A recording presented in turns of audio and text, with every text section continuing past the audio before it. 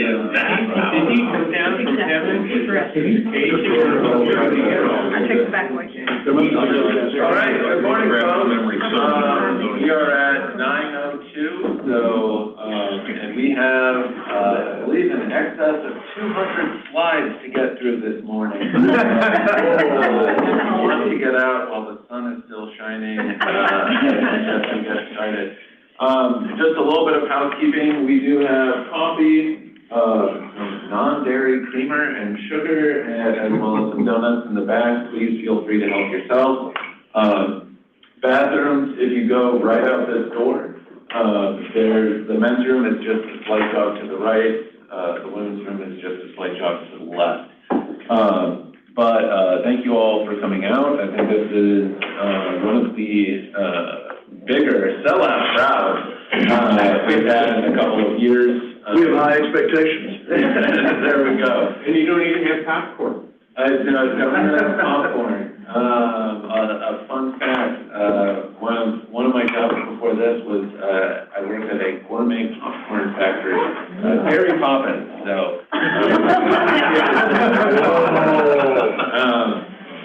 But enough of that.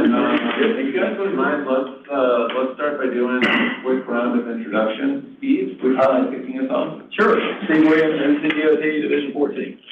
Fantastic. Jim McAllister, Woodman. Betsy Irvin Woodman. Dave Nutter, Connect Buncombe. Scott Dickens, Connect Buncombe. Jennifer Sunny, Land Sky PDM coordinator. Chris Winkler, French brother for MPO. Ada Sloop, the Safe Route School coordinator for Land Sky. Jim Player from Fletcher. Byron Hickox, Town Camp. Sam Cullen from Maggie Valley. Anna Sexton, City of Asheville, Department of Transportation. Daniel Sellers from NCDOT's Transportation Division. Hannah Bagley, French River MPO. Logan? Logan Jockma, French River MPO. And online, Mayor Manheimer. Hi, I'm Manheimer, Mayor, City of Asheville. Thanks for joining us. Suzette? Suzette Morales, Federal Highways. Stefan? Stephen Sparks, NCDOT, Division 13. And Ashley? Hi, Ashley Featherstone, Asheville Buncombe Air Quality Agency. Okay. And we've got another one joining us. Oh no, they're declining to be promoted to panel. But hopefully we'll have a few more trickle in. In general, we're not going to get through all the bits and pieces in 3 hours today, but something I've learned a few years ago, this used to be a 6-hour orientation, and I think we just exhausted people into not remembering a lot of stuff.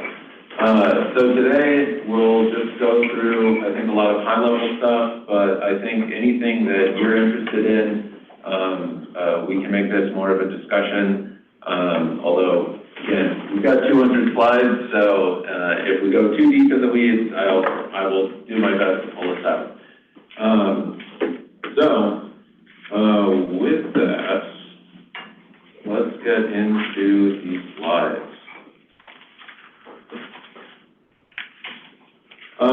So just a quick overview and agenda. We'll go through a little bit of the history and purpose of MPOs in general, how the MPO works in general and ours, transportation planning, and then a little bit on transportation funding. We'll take a break. We're aiming for that to take place around 10:45. Then we'll get into the NCDOT part of that. Hannah Smith with Division 13 will present on kind of the early engineering and complete streets. Daniel Sellers with the Transportation Planning Division will get into the travel demand model and traffic forecast. And Steve Williams, Steve gave a great presentation a few years ago that I've now bugged him to give over and over. That gets into project implementation. So that's the general outline for today. So getting into history and purpose. So, I think in general, what is the Metropolitan Planning Organization? A lot of people are generally aware that we have something to do with transportation. I will be honest, that's generally what my wife tells people when she's asked what her husband does. He does something with transportation. It's not wrong, not an incorrect answer.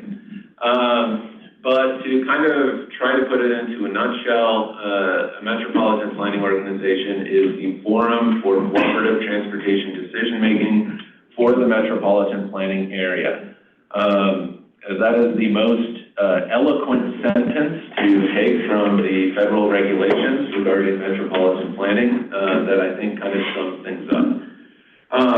But the question kind of arises, why do we need a forum? And why is it at a metropolitan level? And so with that, a little bit on the history. Really starting at the turn of the 20th century, there was an increasing recognition that transportation considerations, as well as other planning considerations, have been more regional. People don't tend to solely make trips within jurisdictions.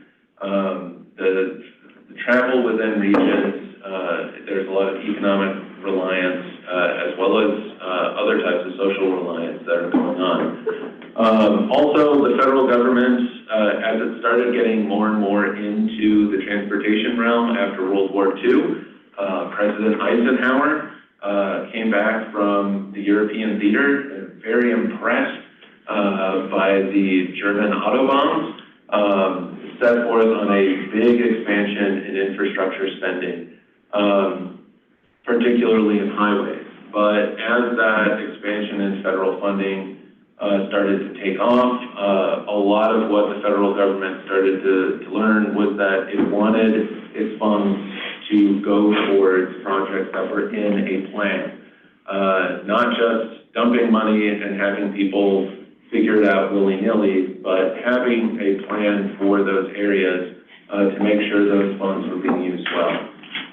And also with the consideration, and I'd say this is an increasing consideration, is there's lots and lots of needs and there's limited funding. So a lot of the discussions that we have, that people are having everywhere, is what are our priorities given the fact that we have limited resources, and how can we as a region, given the fact that transportation is very regional, how do we have those conversations to figure out what our regional priorities are? I think something that kind of highlights that well is some of our commute flows. Obviously, there's trips that people make that don't involve commuting, but we have thousands of people commuting across counties in our region.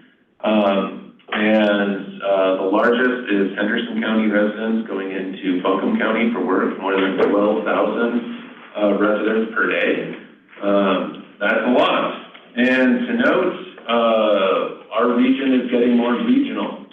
So over the last 20 years, we've observed that in all of our counties, there's fewer and fewer people living and working in the same county. Madison County has more residents that commute into Buncombe County than live and work in Madison County. But overall, that's an increasingly important aspect of maintaining a healthy regional economy, is making sure that goods and people are able to flow through the region.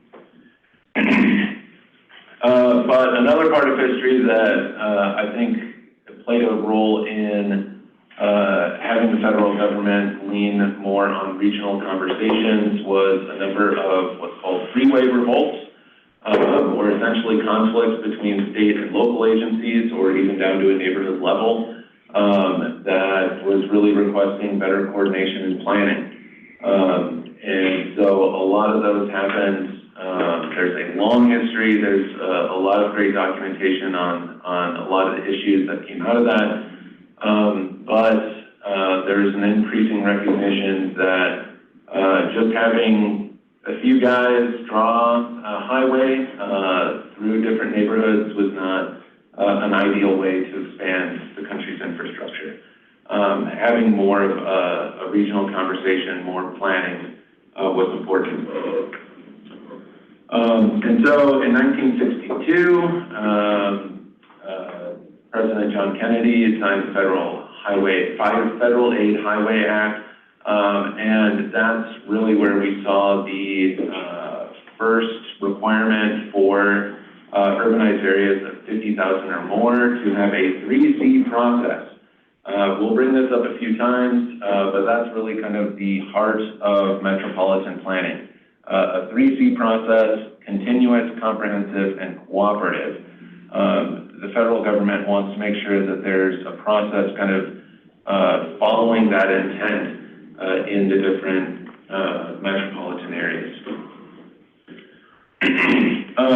And so there's a lot more to it in terms of what, we don't just follow those three abstract words.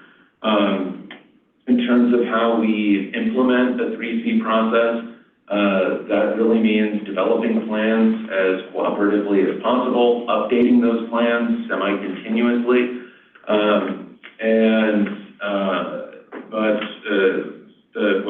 the joke that I make with my kids, hence the Cookie Monster, is the C does not stand for cookies. We can't pay for food with our federal funding, so my apologies to TCC and board members. The C does not stand for cookie.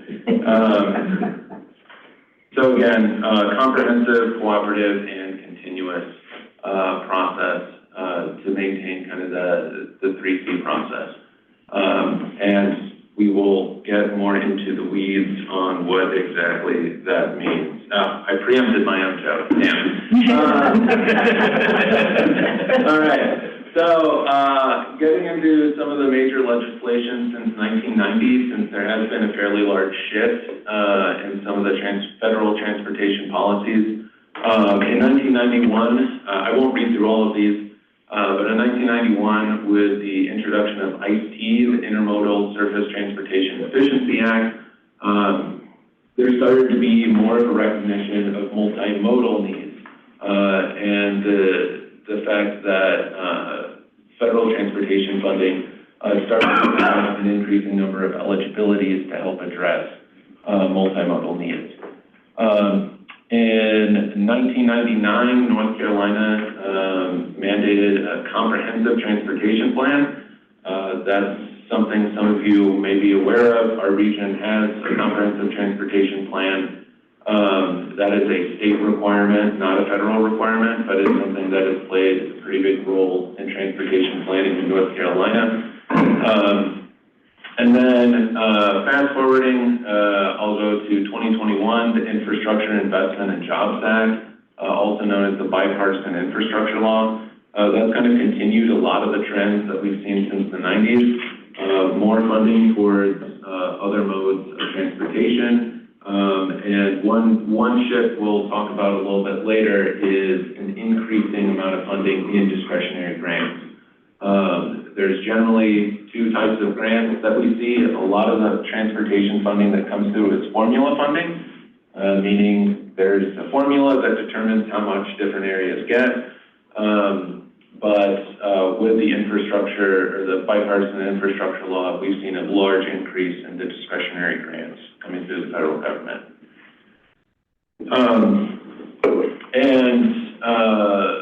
In terms of the MPO planning requirements that comes through the federal government and the regulations, I think this sums up a lot of what we do, establishing a setting or a forum for effective transportation decision-making, identifying and evaluating transportation improvement options, preparing and maintaining a metropolitan transportation plan. That's our region's 25-year plan. Developing a transportation improvement program, or our TIP, and identifying performance measures, targets, and monitoring progress on those, and of course involving the public as kind of setting that forum for decision making. So in general, what is an MPO? We are an organization that determines those transportation priorities. certify that the federal planning process is being followed. Again, we want to make sure that our region has federal funding flowing. And so certifying that that's going on and doing it, that's a big part of what we do, engaging the public and providing that forum. Just to kind of sum up how we really implement a lot of that stuff, I like to call these the MPO's 3 primary products. That's the Unified Planning Work Program, or the UPWP, or as our board chair calls it, the UPWIP. We have a lot of acronyms, but that kind of lays out the planning tasks for coming fiscal years. The MTP, that's the 25-year plan for the region, and the TIP, that's the shorter 10-year plan that's more about implementation. So those are really kind of the 3 primary products. There's other products that deserve love as well, but I think these are kind of the 3 that are at the heart of what we do, the heart of the decisions that our TCC and board are making, so those to me are kind of the 3 most important products. In terms of looking at the broader picture, we are not the only MPO. So there's 19 other MPOs in North Carolina, plus a new one in Pinehurst that I think just got a name, Sandhill MPO, that is set to start next year or this year? I would assume it starts this year. Okay. I saw they did put out for adding positions.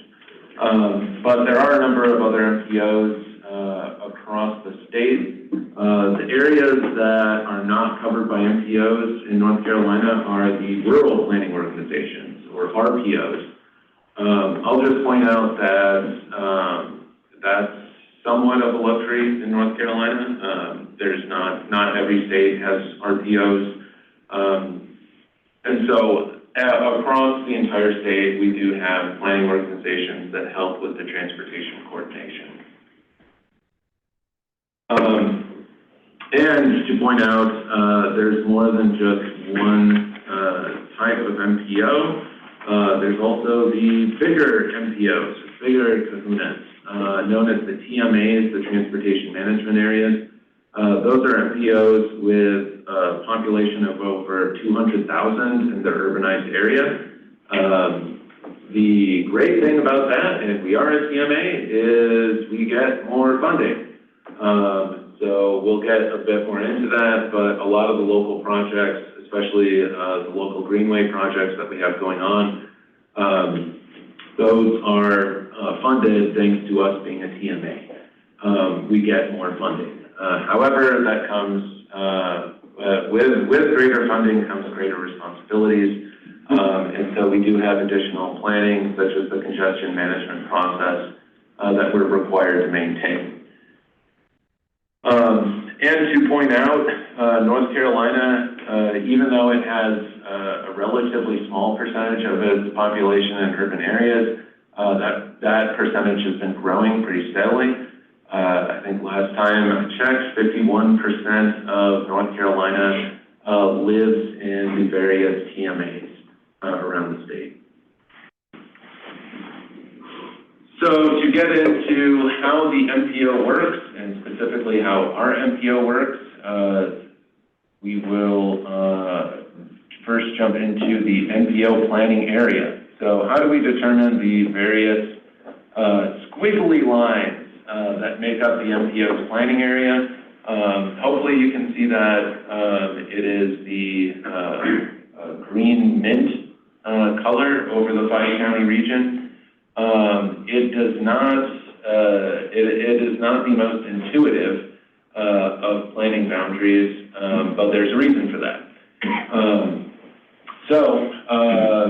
Again, just a little bit of background. The French Broad River MPO actually began in 1966. I was negative 19 years old at the time. It started centered around Asheville, and it has since grown. So in 2000, Henderson County and Haywood County were included for the first time in the MPO's planning area. In 2010, that expanded into Madison County for the first time. And to note, in 2010, it also added a very, very small portion of Transylvania County that has since moved out of the MPO planning area. But in general, the way that we come up with the planning area is kind of the foundation of that is set by the U.S. Census Bureau. The U.S. Census Bureau comes out with what's called the urbanized area, or another acronym for you all, the UZA. So this comes out every 10 years, and it's based on a set of criteria developed by the U.S. Census Bureau, basically trying to determine what is urban and what is rural. There is always a lot of debate about how exactly to develop criteria to determine that. Nothing's perfect as far as I can tell, but that kind of lays the foundation of what it is, of what the urban area that the MPO is required to cover. Would you mind going back to that one for just one split second? Yes, absolutely. Just to point out, this is a map that we developed. So we recently went through the urbanized area boundary update. That came out in 2023. And so the yellow is where the urban area remained the same between 2010 and 2020. The green is where our urban area expanded. So we saw a lot of expansion kind of along the periphery, and also into Maggie Valley, to point out. As a fun point of fact, Sam, is Maggie Valley was actually a voluntary part of the MPO after 2010 because it wasn't part of the urban area. Now it's part of the urban area, albeit there's some complications we'll get into. What's the area that shrank there significantly in Henderson County? So, yeah, we had, with 2020, there was a lot of shrinkage. There was a significant change in the urban area criteria that changed a lot of areas that previously were considered urban. As I mentioned, we went a little bit into Transylvania County in 2010. And then that area and kind of the western portion of Henderson County, we saw that go back into a rural classification. And we saw that in other areas as well. As you can tell, Mars Hill, that's left the urban area. There's other portions of Henderson and Buncombe that switched from urban to rural. And also, it's very hard to see, but there is this little thread connecting Buncombe and Haywood County that we can get into, but that thread was severed in 2020. So we had a thread for 20 years that connected Haywood to the Asheville urban area. That thread split off. So it's not so much that conditions changed, it's that criteria changed? Correct. Okay. But so what we point out to not get us in trouble is we're not drawing the urban boundaries. That's done by the U.S. Census Bureau. Please direct your angry comments.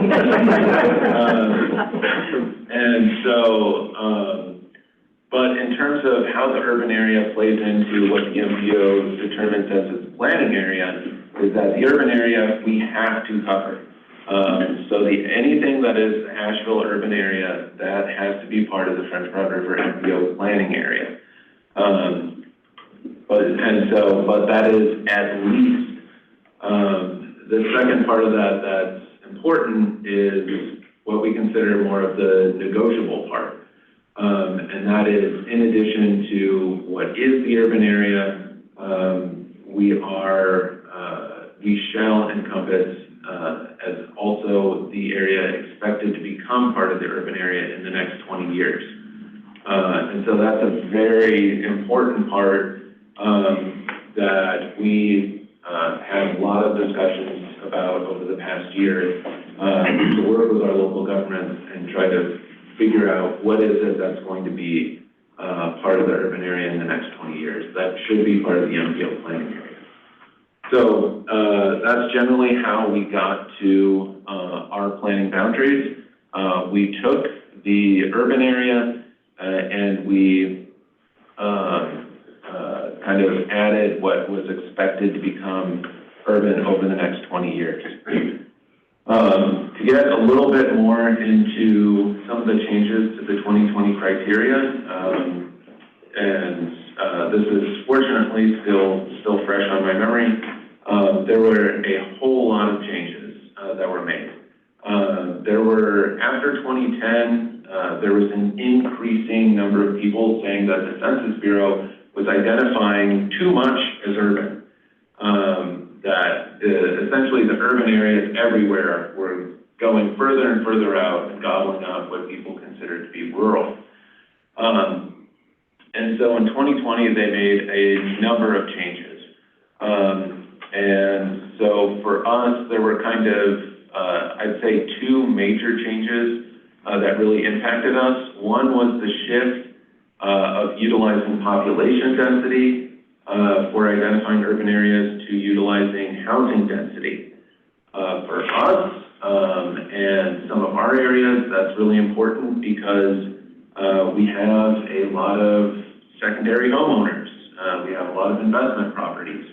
And so we have a lot of parts of our region where it feels urban, but when you look at the census data, the number of full-time residents is relatively low. Not to pick on Sam, but Maggie Valley is definitely one of those areas. We've seen kind of a fluctuation in population. I believe we have about 1,800 full-time residents right now, projected to be about 2,200 by 2030, but in the summer we have around 6,000. Yeah, and so yeah, there's a lot of areas that kind of became urban that weren't previously because of that change. However, and not to get too far into the weeds on this, but one of the big changes was to what's called their hops and jumps. And that is something the Census Bureau does. If there's an area that is your urbanized area and there's a small gap and then there's more urban area, how big of a gap do you have until it's not the same urban area? That's the general question. And so what the census did is it changed the hops and jumps from 0.5 miles, and importantly, the jump of 2.5 miles, the jump was reduced to 1.5 miles. And so for us, that made a number of the jumps that previously made some of those connections, it disconnected them. Yeah, what's the definition of a hop and a jump? I mean, what's the difference? So the main difference is kind of, and Dan will help me out. How big an area, or? No, it's generally if you're still kind of in the core of your urban area, and there's small separations, those are the hops. But if you are making, if you're in the core area and there's an urban area that's further outside of it, you can make jumps from the core to those other parts. But once you're in kind of those satellite areas, you can only make hops. It involves contiguity. Right. My understanding of that is along each corridor, you have as many hops as available, but you can only have one jump. So they don't let you string infinitely. Right. And so for our area, the big hops and jumps that got clipped. One was going up to Mars Hill. There's a fairly large jump that got us into Mars Hill. With the reduction of that, we're not able to make that jump. West Henderson, very similar story. And then, importantly, in a lot of ways, Haywood County. The Haywood County jump was about 1.8 miles. Why couldn't they have made it 2? In terms of the housing, the number of housing units we would need added to those census blocks is between 2 and 4 new housing units. Canton, we need 2 or 4 houses over there. Get your builders working. Yeah, Send some transportation money our way and we'll make it happen. Sometime in the next 20 years.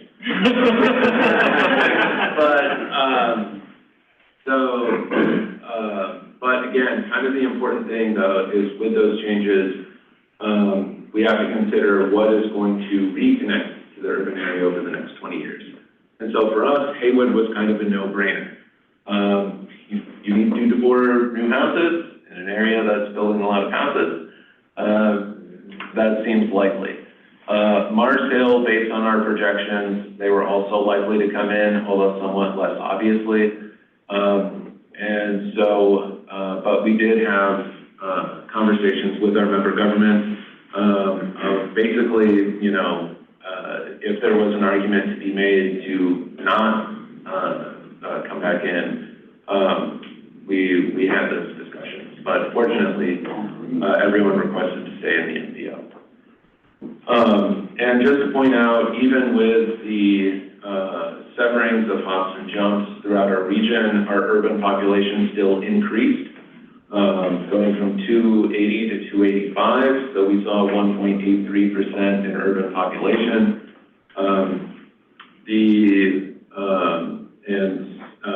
In terms of our MPO population, we had an increase as well. We are now at 440,000 overall for the population in the MPO. But the thing to point out that I don't love is that our urban population is not increasing at the same rate as the state.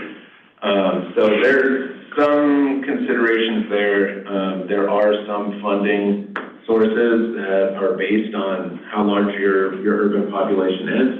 If our urban population isn't growing as much as other places get more money. It's not, I would say at this point, it's not significant, but I don't love it anyway. So that's why I pointed it out. So again, that is how we get to our MPO planning area, and that kind of sets the basis of what is this forum that we're developing for transportation decision-making. That's the planning area that we're covering. In terms of the federal requirements and regulations, anything in that planning area has to follow the metropolitan planning regs.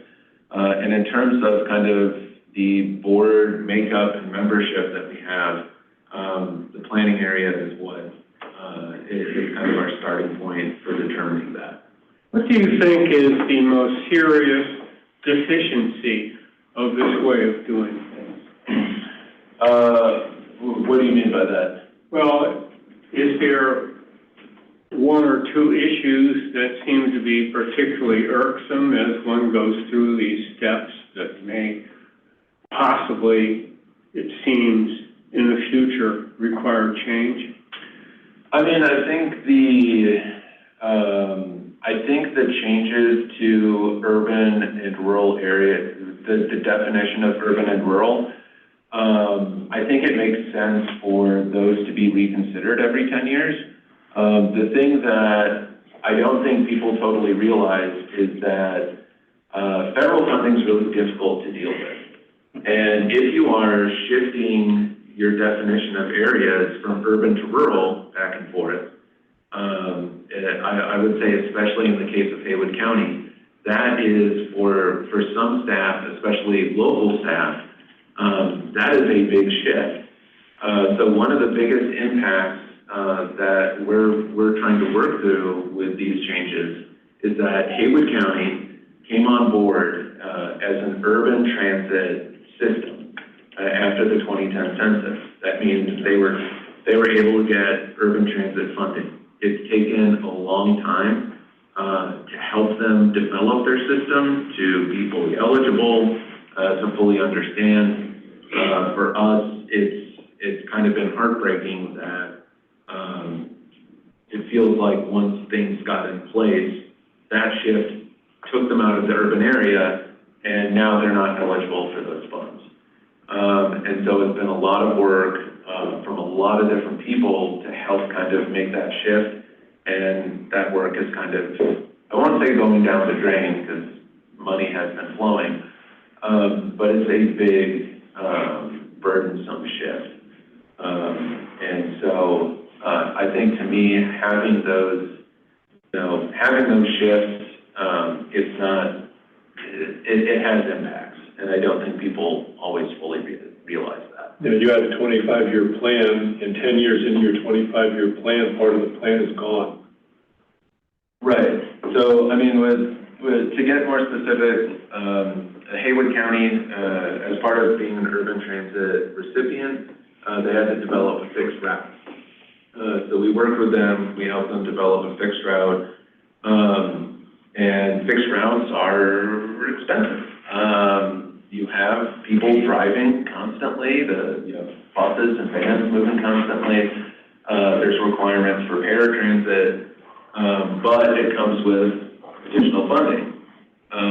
Having that shift happen, I think now we're working through, okay, what does this mean for the fixed route? What does it mean for the thousands of people who've used the fixed route? It's a big shift. That to me, sorry to give you a long-winded answer, Dave, but that to me is the most irksome part, I'd say, of this aspect of it. So now that we've got the planning area set, we kind of get into our administrative documents. So setting up, okay, we have the planning area. What does that mean in terms of starting to get into setting up a board, setting up our decision-making process? One of the big documents that helps maintain that is the Memorandum of Understanding. Pardon me. And so the Memorandum of Understanding, that's something we're actually working through and updating right now. That kind of sets up the basis for what is the MPO, who's on the board, who's on the TCC, and what do the board and TCC do. It's a very important document. After that, we have bylaws, which get more into the specifics on boards and committee operations. And also, I'll note the public involvement policy. And that sets the minimal amount of public involvement required. I emphasize minimal. We try to go beyond what's the minimum in our PIP. But in terms of, a lot of people will kind of be like, hey, you know, our project needs $20 million. Well, the other day, I'll give an example. The NCDOT said, I-26 connector needs $200 million. Please make a change to your TIP in order to account for that. Our public involvement policy says making big changes to project funding requires at least 21 days of public comment. So that's something that really sets the parameters for what we do. But to start to get into the MPO board and our membership, and what is the role, who is the MPO? I think something that needs to be emphasized is the MPO is a partnership, and the MPO is all of you. It is a regional decision-making body. A lot of times, you know, people will be like, come to MPO staff and say, you're the MPO. We're not the MPO. We serve the MPO. But the MPO is our membership. And so we rely heavily on our local governments for a lot of things, but especially providing input on the local perspective. The kind of the image I have there is really as board, PCC, or even just involved citizen, really the role that we expect of you all is that if there's things going on locally in terms of transportation, or things that impact transportation, getting that input to the regional level, that is a big part of our membership's role. On the other hand, it also goes the other way. Things happening at the regional level, getting that out to your jurisdictions, to your communities, that's something we really rely heavily on. In all honesty, the MPO is, we are not the headliner of any show. I am very much aware that with our engagement efforts, the first thing people ask is, well, what's an MPO? But what we've seen that is really, really successful, especially with surveys and public meetings, the more our local governments help to put that out, help to boost it. I always have to give a shout out to Flat Rock. Flat Rock must have the most well-read municipal newsletter in the entire state. Every time they send out a newsletter with one of our surveys, we see this enormous spike in survey responses. So please, please, please, we'll be having a survey go out in the next couple of weeks, helping to get the word out. That helps get better public awareness and better responses for us to know, hey, this jurisdiction, or generally people seem to hate this project, maybe we should prioritize that one, or vice versa. Several years ago, what I thought, and I served on the advisory committee, was an excellent regional plan prepared, but it was never implemented. Does that cause any kind of a problem for the MPO not having an adopted regional plan? If we, in terms of the MTP or a different plan? In terms of what again? The Metropolitan Transportation Plan or a different regional plan? I think the Metropolitan Transportation Plan. So the Metropolitan Transportation Plan is required to be, we're required to have an adopted version of that every 5 years. If we don't have that, then we're out of compliance. But there are other regional efforts we've had where our board has accepted a plan but not adopted it. I'll point out our regional transit plan that we worked on in 2020 and 2021. The end result was the board said, we'll accept it, but we're not endorsing and adopting this plan. And so for that, what that tells staff is don't try to go forward and implement this plan. It's there, and maybe someday in the future we can revisit it. Who gets the survey? Who gets the survey? Yes. In general, we send out all of our public materials to our board, our TCC, and we have what's called an interested citizens mailing list. And so everyone gets that blast of emails. But again, from there, kind of the more it gets relayed out, generally the better. You also do some public advertising for those? The what? You also do some public advertising? Yes, thank you. We also generally do some Facebook boosts, and we advertise in the Mountain Express, which is generally the publication that covers the entire region. How would an interested citizen, how would somebody become that? What are we supposed to do with the survey, for example, in Woodton?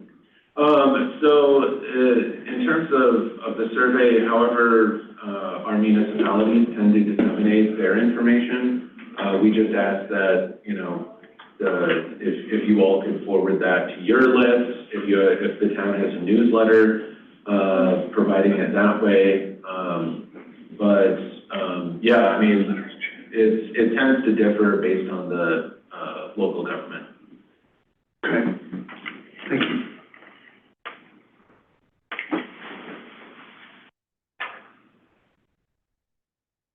Good question. So in general, for our structure, sorry, that's kind of hard to see. A lot of our work or requests for work, that tends to come from staff. It tends to come from USDOT and NCDOT requirements, local government requests, and sometimes just input and requests from the public and other stakeholders. Our general workflow is if there's a subcommittee that we want to have look at that item first, we do have a few different subcommittees. That then goes into the TCC, or the Technical Coordinating Committee. That's the committee that's made up of local government staff that generally sees everything that goes to the board before it gets to the board. Those meetings are 1 week before the MPO board.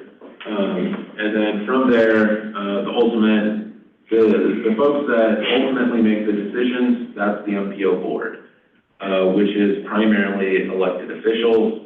And what the MPO board votes for and adopts, that's the final decision at the MPO. A little bit more on the MPO board. Again, almost all of our MPO board membership, that's elected officials. Every single one of our member governments in the MPO has at least one MPO board seat. We have 4 jurisdictions with 2. That's Buncombe, Henderson, and Haywood counties, and the city of Asheville have 2 seats. We also have seats for NC DOT Board of Transportation representatives, and we have 2 seats for representing transit. That's our rural and urban transit system seats. And just to note, the MPO board is formally known as the Transportation Advisory Committee. And what a lot of MPO folks note is the MPO we aren't an advice column. The MPO board has regulatory authority with a lot of these documents. So there are times we give advice, but in general, it's the MPO board. You might see it noted as the Transportation Advisory. Is the MPO actively involved in the current encouraging effort to restore passenger train travel in our area? Yes. So the MPO submitted the passenger rail project into what's called the prioritization process. Basically, the MPO submitted the project in order for it to be considered for state funding. And so that's part of it. We maintain membership on the WNC Rail Committee, which actually met yesterday. So that's something that, yeah, we've been fairly engaged with.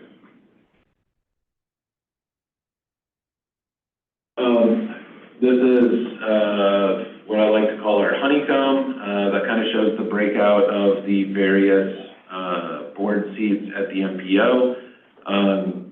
And to note, Transylvania County, that was in as a non-voting seat. Our draft MOU that's moving forward, that will remove that seat from the MPO board due to those changes in the urban area. And to note, I wish Asha were here, just to show her that I'm doing my duty. MPO board members are required to annually submit their statement of economic interest. That is a law from the state. So Asha, if she hasn't bugged you already, I will give you a fair warning. She's going to bug you a whole lot more until it's done.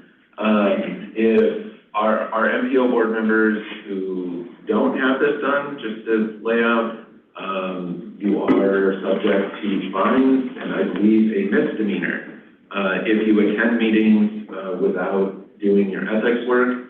As MPO staff, we want to keep you all out of trouble. So our pestering is we've got a good heart there, I promise. Paul said to me in the break room before this meeting, you are a new member of the MPO. All new members have their ethics done.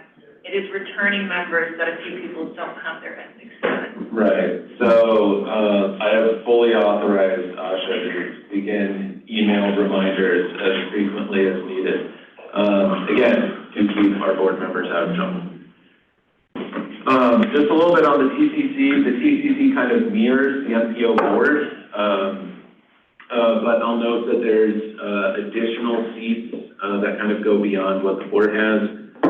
In general, it's made up of appointed staff from member local governments, also NCDOT staff, staff from transit systems, and we also have various other seats.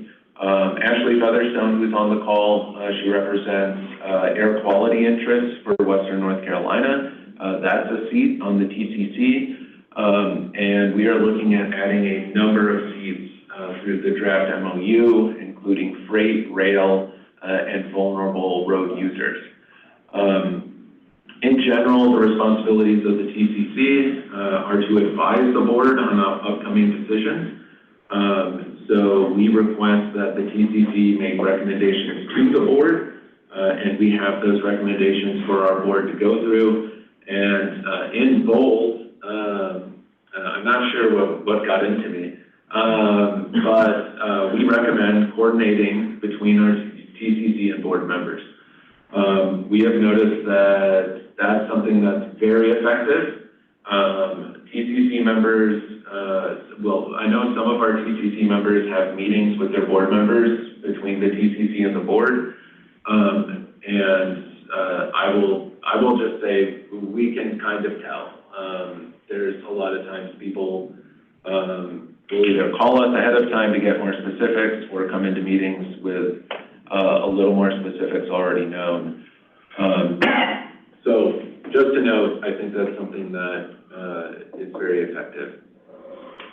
We also have a number of other subcommittees. One of the big ones is the prioritization subcommittee. That started as just dealing with prioritization, but has since become the everything subcommittee. We kind of call it the nitty-gritty subcommittee. There's 3 MPO board members, 4 TCC members that serve as voting members, but I'll note that there's a lot of other folks who attend. Anyone who's part of the MPO is welcome to join in on the conversation. Votes, I'd say, are somewhat, we don't have a lot of votes at the subcommittee level, but when we do have the 7 voting members. The Citizens Advisory Committee that primarily advises on public outreach strategies. We've recently increased that to be more focused on equity and environmental justice. They meet quarterly, and it's made up of interested citizens from the region. Also, transit operators, that deals with transit, believe it or not. That's made up of the various transit agencies, both urban and rural transit agencies. That means kind of on an as-needed basis. And kind of a subgroup of that is our 5307 subrecipients work group, which is kind of the transit agencies that get urban transit funding. We have quarterly meetings with that group. Do you have a written document on your prioritization criteria and process? Yes, so there's actually several. One of them is in the prioritization process, or the statewide process. We have a local input point methodology. The draft of that will be going to the TCC and board in May for approval. So coming soon. And then for other sources of funding, we have kind of the criteria. Locally administered projects is something we have on our website, but that won't be utilized for at least another couple of years. May I obtain a copy of that? Yeah, absolutely.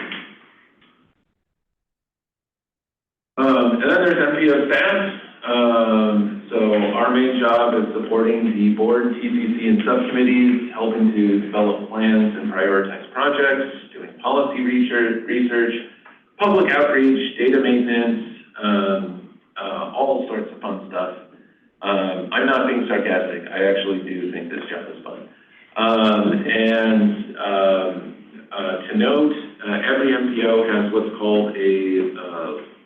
or a lead planning agency. For us, the Land of Sky Regional Council is the lead planning agency. Just to note, the city of Asheville was the MPO's lead planning agency until I think 2009, when that was shifted over to Land of Sky. And also to note, MPO staff takes part in NEPA and merger discussions as part of project development. All right, I'm going to breeze through this because we've got a lot more to go. Federal requirements, sorry Susan. Federal requirements, just really quickly, a lot of the federal regulations that determines kind of the more specifics on what we're required to do and what really is the 3C process, but also does a whole lot more than that because there is a lot of federal funding in transportation, determining funding eligibilities, allocations, and the distribution of those funds. That's a big part of what we monitor with the federal requirements. And a little bit on kind of the 3C specifics. In terms of continuous, the federal requirements going to our three primary products are MTPs, our Metropolitan Transportation Plans. Those are updated every 5 years. The TIPs are required to be updated every 4 years. In North Carolina, we aim for 2 years-ish. I think that's a good way to put it. Our unified planning, It gives us a buffer in case something goes wrong, which it has before. that's very true. And so we go to a 3-year process to give us the time, but if we were at 4 years already, we would slip out of federal compliance. Yes, without a doubt. So there are states that do it. Right. So the Unified Planning Work Programs, those are updated every year. In terms of comprehensive, that really gets into a lot of the planning factors that the MPO is required to consider as we're developing our plans, and looking at kind of internal, external, local, regional, extra-regional factors, and extra-regional projects. As Dave pointed out, one of the initiatives we have is the Western North Carolina Passenger Rail Project. That goes from Salisbury to Asheville. Most of that project is outside of the MPO. And so that requires a lot more of extra-regional considerations. Daniel gets to deal with a lot of the traffic counts and modeling for a lot of the traffic that comes into our region from other places, specifically the ports of Charleston and Savannah in terms of rate. And then cooperative, making sure that we're maintaining a process where we're making sure everyone's being heard. Our member governments, state agencies, federal agencies, the public, and other impacted groups, making it as collaborative a process as possible. And just to note with this, one of my philosophies of the MPO is that NCDOT is a part of the MPO. We have seats with DOT. I think a lot of times we're framed as kind of a counterweight to DOT. In some ways we are, but in general, I think an MPO that functions well is one that considers NCDOT's input and feedback into the decision-making process.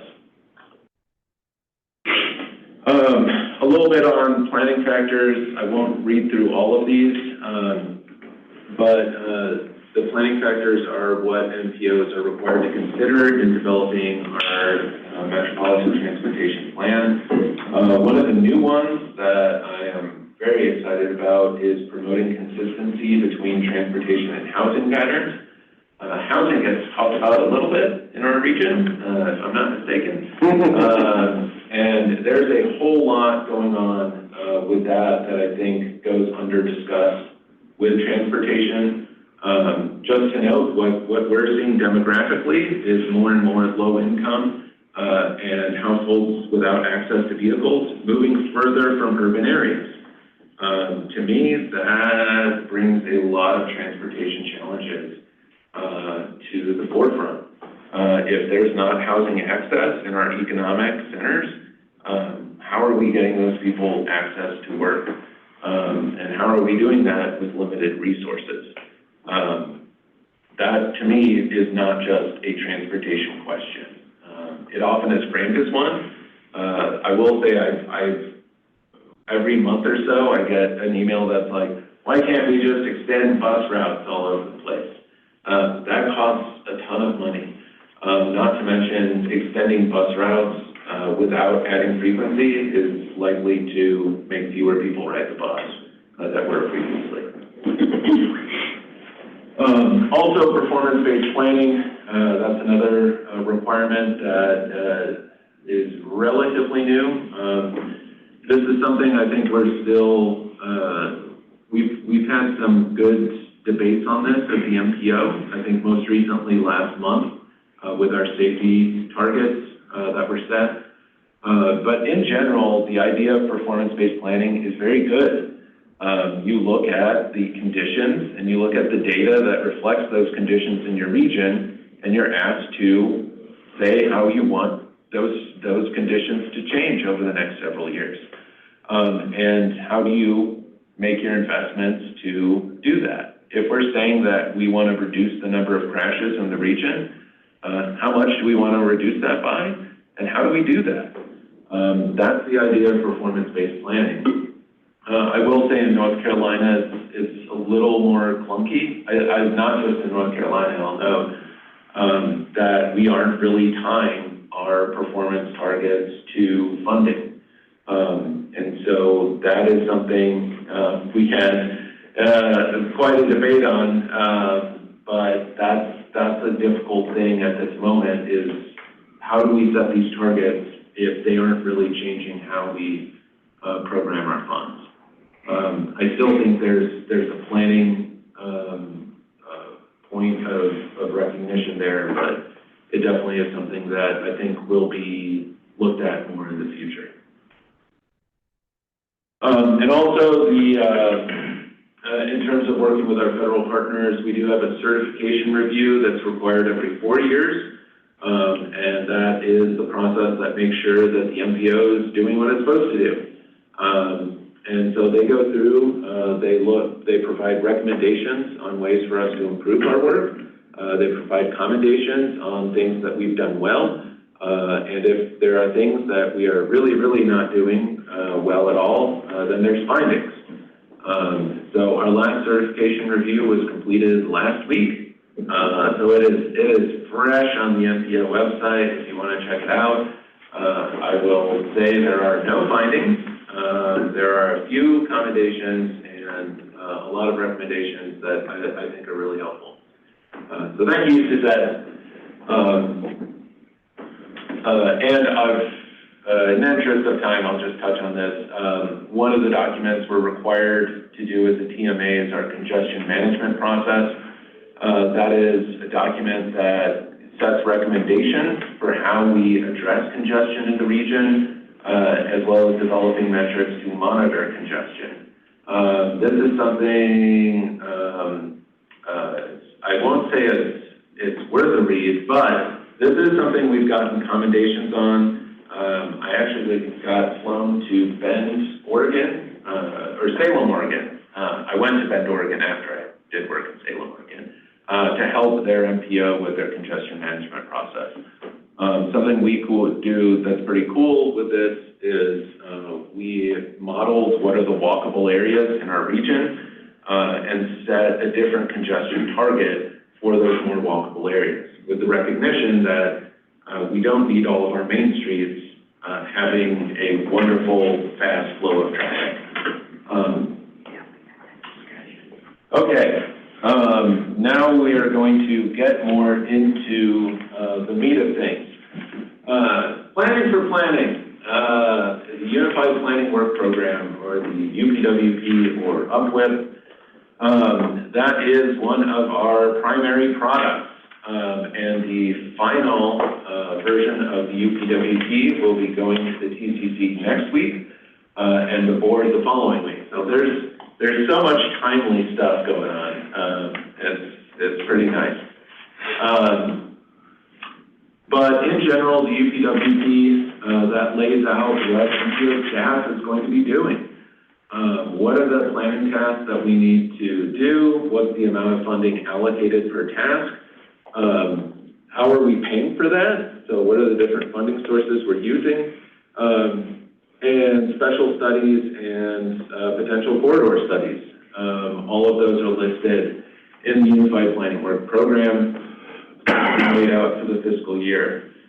I guess I can't help but make confusing charts.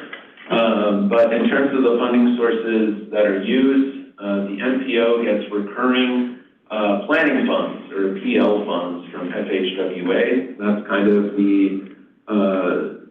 the heart of our budget, is that annual allocation. Those funds are required to have a 20% match. That match is provided by our member governments, or I should say by our dues-paying governments. Our dues-paying governments are Henderson County, City of Hendersonville, Buncombe County, City of Asheville, Haywood County, Town of Waynesville, and Madison County. That match is split up based on population.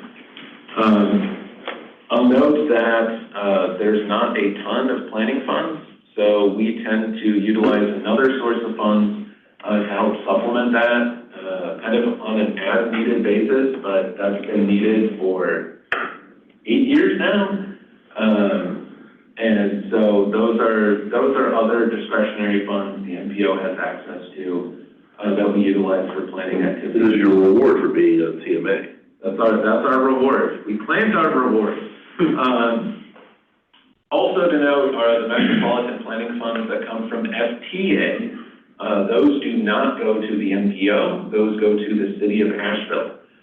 One of the MPO's responsibilities is to make a transit direct recipient for the region. The MPO named the City of Asheville some time ago as the direct recipient, and so that's one of the funds that is provided. And in the UPWP, it's laid out what the city plans to do with those regional planning funds.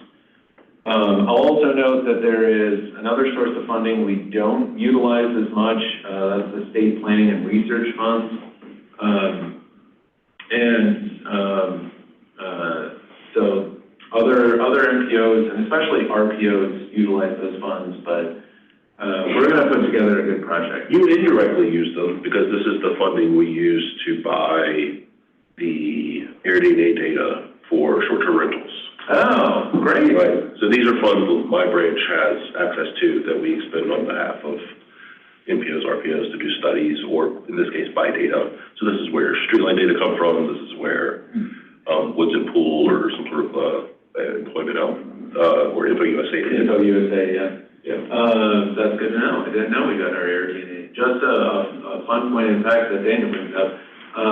We did recently get access to short-term rental data, and so that helps us kind of update our models for the region to reflect the 10,000 plus short-term rentals in our region.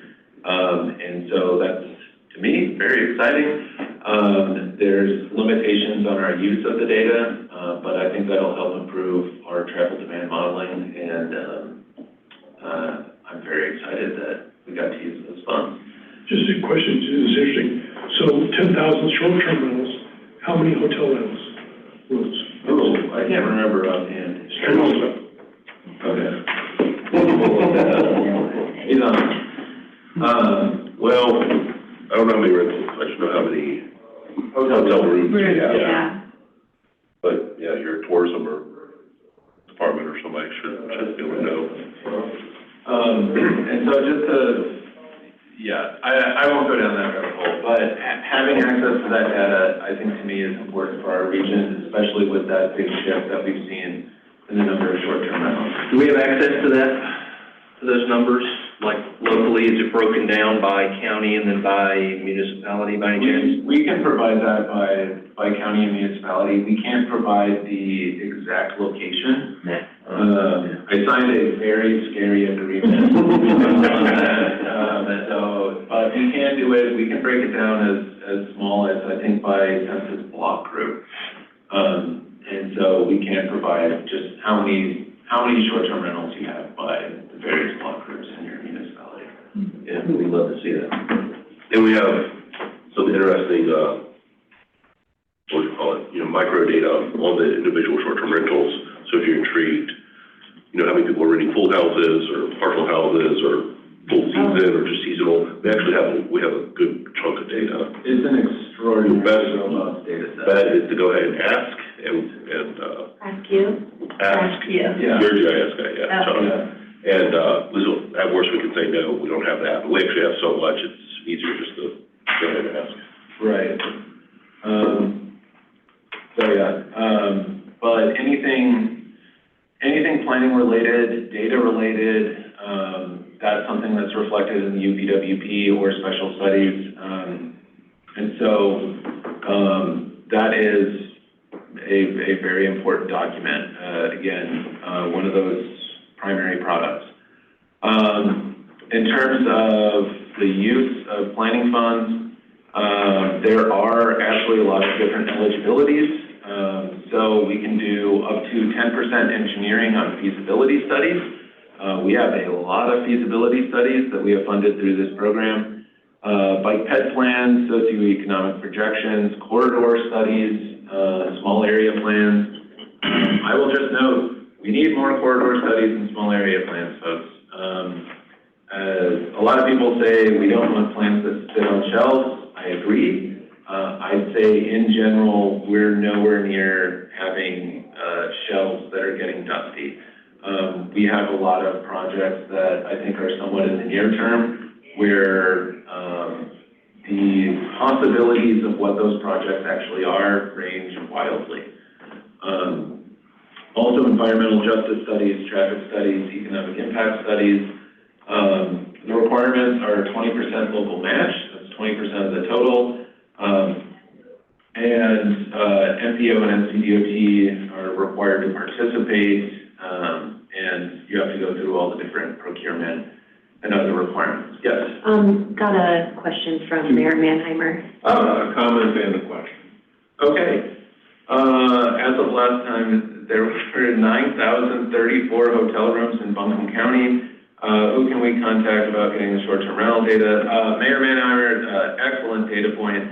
And yeah, you can contact myself, and most likely our GIS coordinator will help disseminate that. We're hoping to put together something that will just be readily available for you all to access.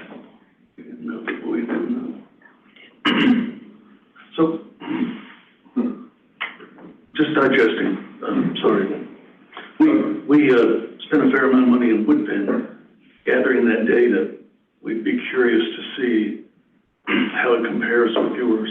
Can we get it for a township? Yeah. Okay, I'll be good, thank you. Yes, I will say, I think there were various data packages that were offered by that firm. So, I mean, what you all may be interested may not be the same, but we can definitely look and see. What's the time of year that this happens when they call for projects? So we typically have a call for projects every fall, and we go through and select those projects, and then that goes into our draft UPWP in January, and then it's finally approved in March, and that's for the following fiscal year. So all of those. So like if this fall Canton applied, then that would be eligible to start July 1st of 2025. And just to note, we didn't have a call for projects this past year. We have 10 or 11 active studies. We need to get 4 under CSSA. Yeah, we really jam-packed that one. I like planning. This is after we decided to cut it a couple of years ago. Yeah.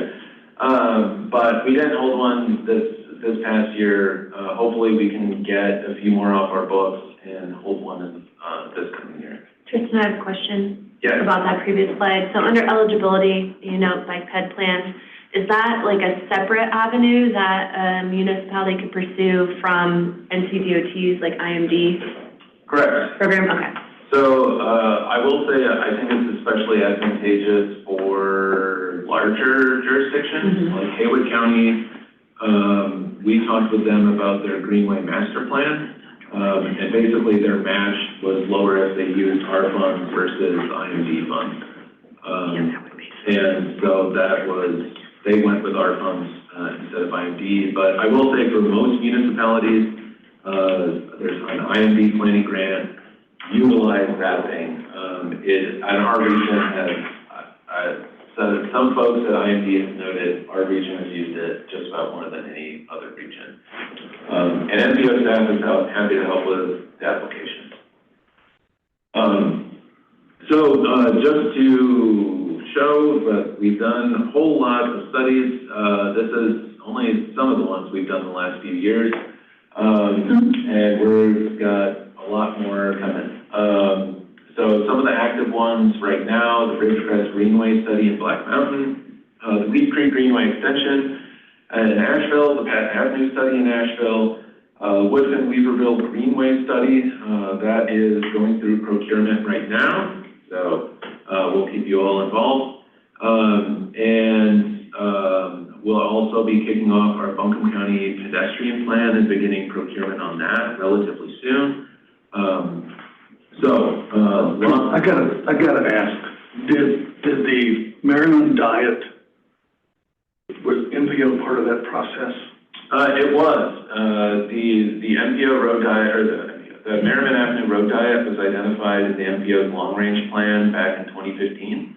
And so that's something that when we saw it on the resurfacing schedule for NCDOT, we contacted city staff and said, hey, just so you know, there's resurfacing coming up. If you'd like to, we can get a little more into the statistics on that. I think that's fascinating. We're curious, is it being monitored for, did it meet its objective, its goal? It is. I believe that NCDOT is planning to come out with a press release relatively soon. Has that come out yet? No, I'd say you're DOT. It has not come out. I don't know when the date for that is, but city staff have met with DOT to get some information on like preliminary data findings. And I think that DOT has funding to collect data 2 or 3 more times throughout like this initial like window of implementation. And it's good stuff. Yeah. Stay tuned. But yeah, I mean, this is something we supply to our prioritization subcommittee monthly. I will say the first month of construction on that, it wasn't pretty. But the thing I like to tell people is there wasn't 3 lanes yet. There weren't any lanes for a few months. But what we've seen is delay went way down, especially as construction was wrapping up. How's an hour delay defined? So basically it's defined as we have access to cell phone data that's kind of collected by various companies and shows how long it takes people to get through various corridors in our region. I don't have access to specific cell phones, to be clear. Use the metadata, I get it. But yeah, it's thousands of data points collected into one. And so when there are congestion events or when there are data points that move through slower than the average, that's kind of collected and counted as various hours of delay. So it wasn't about bicycles at all, it's about delay of traffic. I think there's a few different objectives with that. I mean, one was safety. Merriman was it was popping up for years as one of the higher crash areas. So overall safety, multimodal safety, it was part of the city's multimodal plans for some time, but how do you do that without, making the road a total just traffic jam all the time? So I think you kind of have those various things playing into each other. And what we've seen is that, if you compare how much delay there was in 2023 versus 2019, there's actually less delay, even with kind of the ongoing construction. And I think what we've heard from DOT is there was a reduction in crashes. So at least the preliminary news that we've gotten so far is there's definitely been some headaches that we're aware of, but it does seem to be meeting a lot of the kind of data points that we're being looked at. That's it, thank you. I think reduction in crashes and also potentially reduction in severity of crashes. Yeah, thank you. And your lead-in question about how delays defined, I believe 0 delay would be traveling the speed limit along the corridor. So when we measure the cell phones at the beginning and end, if that's less than that same distance divided by the speed limit, then there has been delay. So setting your speed limits matters.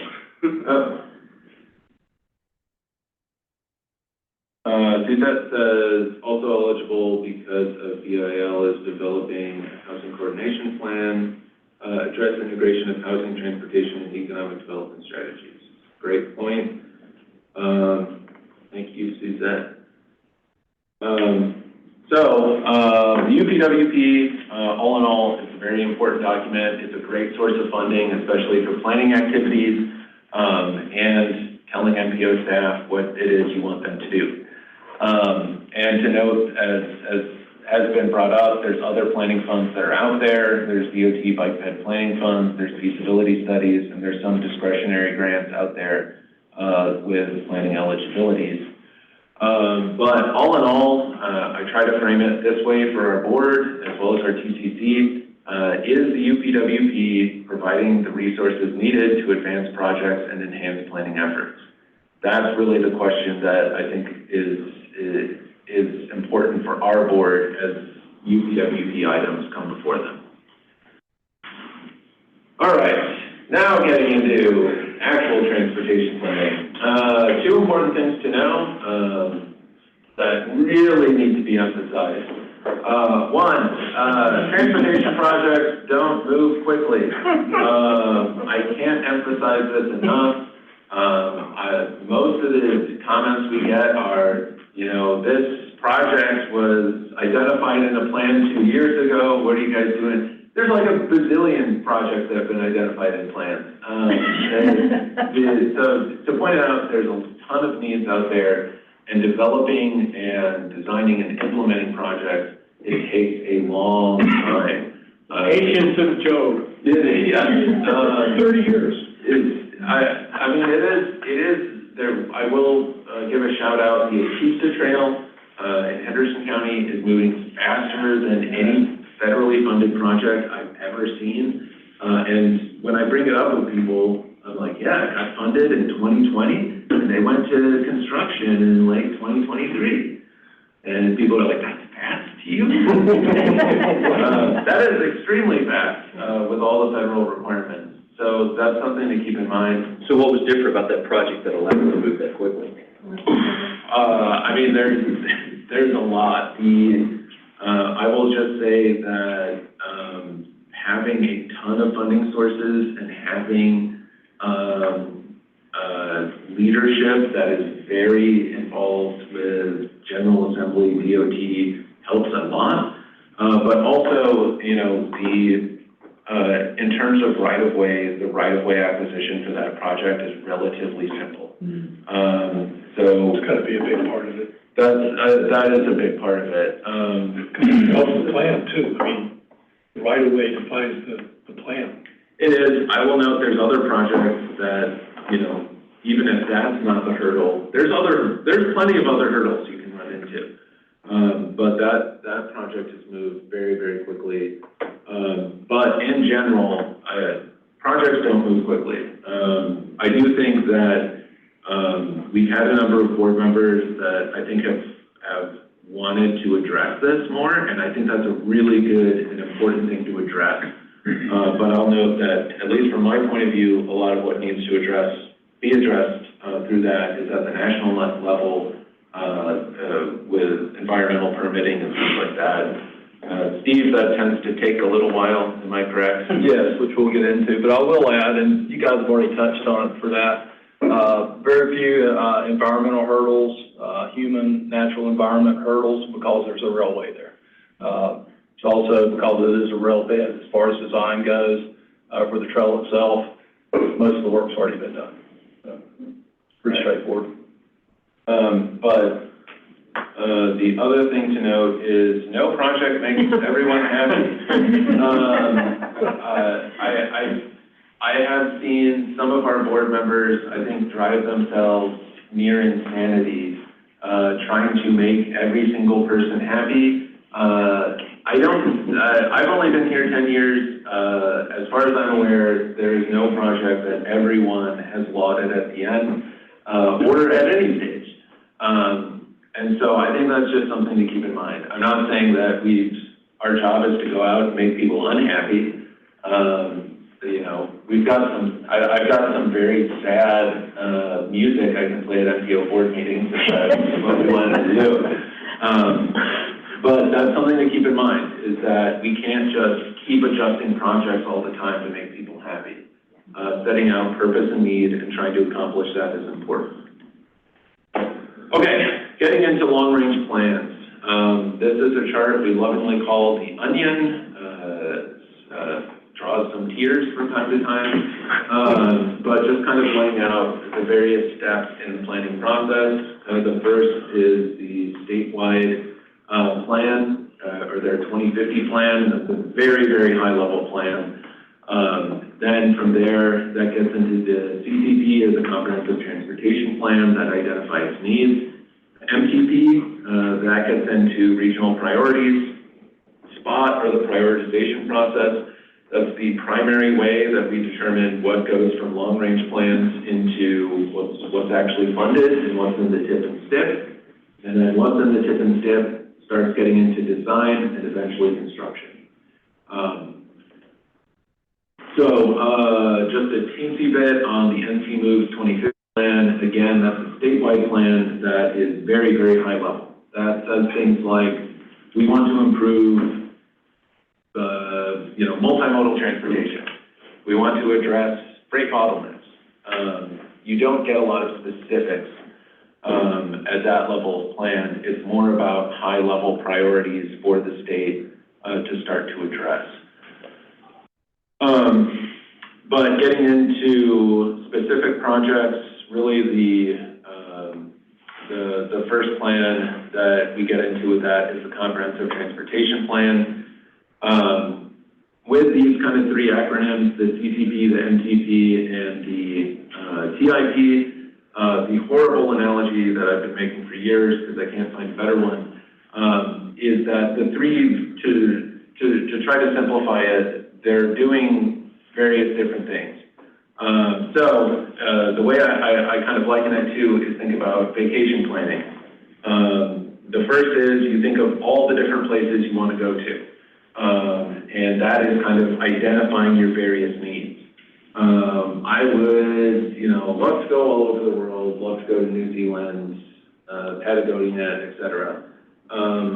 But then what is it that you think you can reasonably do within 25 years? What are kind of your higher level priorities of everything you want to go to? And then from there, what can you actually fund and do? I have going to see my mom. But that's really what those various documents are doing. The CTP, that's identifying all your various needs without real constraint. Your MTP, that's getting into more of your long-term priorities. And your TIP, what can you actually afford to do in the relative near term? So with the CTP, that's something, again, that's a state requirement. Again, it's something that identifies all the various needs, and that's required to be adopted by the MPO as well as the DOT Board of Transportation. And the main thing that we're really doing is trying to come up with problem statements. So what is it that we're trying to address with these different projects? It's very high level. There's relatively little detail. This is a snip from this project, or from this document. But it's an important starting point for the planning process. And I will note that this is maybe one of the last orientations we'll focus on the CTP, as our plans are to condense that into our following plan. So we're trying to reduce you guys' acronyms in the future, I swear. So kind of a follow-up from that is the MTP, or the Metropolitan Transportation Plan. That is the long-range transportation plan that focuses on current and future needs. So this is a big effort of ours. Really what we're doing is we're looking at existing conditions, but also looking at what are we expecting conditions to be like in the next 25 years, and how are those changes likely to impact the transportation network. A big thing that we are getting underway now is our socioeconomic projections. That looks at how much growth is expected to go to the region, where do our local comprehensive plans say that growth is going to go, and how is all that growth going to change our transportation needs. And then our MTP helps to flesh out, okay, what needs do we think we can address and what should we address? And so, again, that's one of our primary products. And there is a whole lot that goes into the MTP. Besides developing kind of high-level mission, vision, goals, we start to get more into project priorities. Another important part is financial planning, so figuring out how much money we're likely to have available over 25 years, and looking at project impacts, and seeing if there's mitigation efforts that might be needed, and also looking at the distribution of projects. One important part is our environmental justice analysis, and we look at, are we planning for a transportation network where, we're planning all of the negative impacts to happen to our communities of concern, or are we distributing those burdens more equitably? And vice versa, are the benefits of the transportation improvements we're planning, are those being distributed equitably? So it's a big document. In terms of the regulatory authority of the MTP, is all federally funded projects or projects that need federal actions are required to be in the MTP. That's an important thing for the TCC and board to know. This most recently came up with the Pratt & Whitney interchange. We were requested to add that interchange to our documents in order to get that project moving. But what we noted is that interchange was being funded with funds coming from other projects in the region. Our board pretty much said, we're not amending our MTP and giving you all kind of permit to proceed until you can give us assurances that other projects won't be impacted. So that was a nice 12-month discussion I think we had. I wasn't part of it. I had nothing to do with it. Anyway, but that is an important part of the MTP considerations is, this is one level where the region can kind of make its voice clear. If there's projects we don't want or don't prioritize, that's a consideration for our TCC and board to make. Again, there's a number of planning factors that are required to be addressed and considered in the development of the MTP. Financial planning, I need to replace this with a crystal ball, but there's a lot to consider. How do you know how much funding there's likely to be over 25 years? In all honesty, it is closer to a crystal ball exercise than a lot of people would like to think. There's some general trends to be aware of, like the reliance on the gas tax. When cars are getting more efficient and there's more electric and hybrid vehicles, not looking good for gas tax revenues. I'll point that out. But trying to figure that out and making it a fiscally constrained plan, that's key to the MTP. And then modeling. Daniel will get more into this, but that is an important part.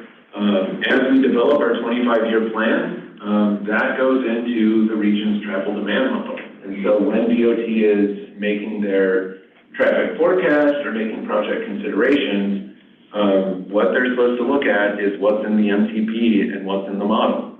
If we're saying that we're going to change a road from 2 to 4 lanes at some point in the next 25 years, then if there's a bridge going over that road, it needs to account for that. You don't want to build a bridge that's going to need to be torn down and rebuilt several years later. But there's a whole lot that goes into travel demand modeling and making sure that the projects that are prioritized over the next 25 years, that's a major component of that. So in terms of board considerations, when these items come up, is this project or are these projects the priorities for our region? Do they help us get closer to where we want to go over the next 25 years? That's key when MTP items come up. Okay, a little more on funding. Just to give some quick context that I think are important in the funding realm, is one, there are no county roads in North Carolina. With a few exceptions, someone is always like, well, Chatham County has 26 miles. Good for Chatham County. But there are no county roads in North Carolina. In our region, there are no county roads. And so what that does overall is that kind of puts an increased emphasis on NCDOT and increased responsibilities on NCDOT in terms of our transportation network. So we kind of have on the side, there's over 4,000 miles of state-maintained roads in the MPO. We have more than 5,000 miles of private roads, and then 785 miles of municipal roads. But to note, no county roads. That's an important distinction in our state. Lots and lots of state roads. And to note, DOT took over county roads in 1931 during the Great Depression. And it is the second largest road network in the county behind Texas. So very, very important to consider. Another thing to point out is that state funding is not allowed to go towards standalone bicycle and pedestrian projects. That is part of state law. So all of the funding, well, nearly all of the funding, with a few exceptions, going towards bike and pedestrian projects, that's federal funding with local match. So I see this quite frequently. People will say, we got an NCDOT grant, or we have NCDOT funds through a grant from them. You did not really. That's an important distinction. It's federal funding that NCDOT has oversight requirements for. And so that's very important in terms of multimodal planning and how funding plays into that. How long has that been the law? Since 2012. What? NCI? Yeah. And some people some bike ped advocates have asked me, well, how could it get any worse? Go to Oklahoma, folks. Oklahoma not only doesn't give state funds, but last time I checked, they don't let any other federal funds go to bike ped projects. Important note there. Shout out Oklahoma. In terms of funding sources, NCDOT, I took this from Daniel. About 75% of funding comes from state sources. About 25% of funding comes from federal sources. Overall, DOT has a budget of $7.29 billion from FY23. It's always my teacher friends get furious with me when I talk about funding shortfalls and how transportation doesn't have enough money, but transportation costs a lot of money. Infrastructure costs a lot of money. But the split in state and federal is kind of important to keep in mind. There are other states that are much more heavily reliant on federal funding. So that's an important thing to know. Are Powell funds separate from this as a funding source? So that includes, the POW bill funds, actually come through, excellent timing. So all of the funding kind of gets split up, largely into the highway fund and the highway trust fund. The highway fund is more about maintenance, activities, bridge replacements, resurfacing, et cetera. It also includes the POW bill funding. That goes to municipalities and jurisdictions with a municipal road network. So that's some of the funding that nearly all of our jurisdictions receive some funding through. Who makes a decision, like it's a set amount, the town of Woodfin gets Powell bill, who set that number? Is that? So the General Assembly, DOT folks, correct me if I'm wrong, the General Assembly sets the general amount of POW bill funding, but then there's a formula based on lane miles and population to determine how much of that funding gets distributed to various jurisdictions.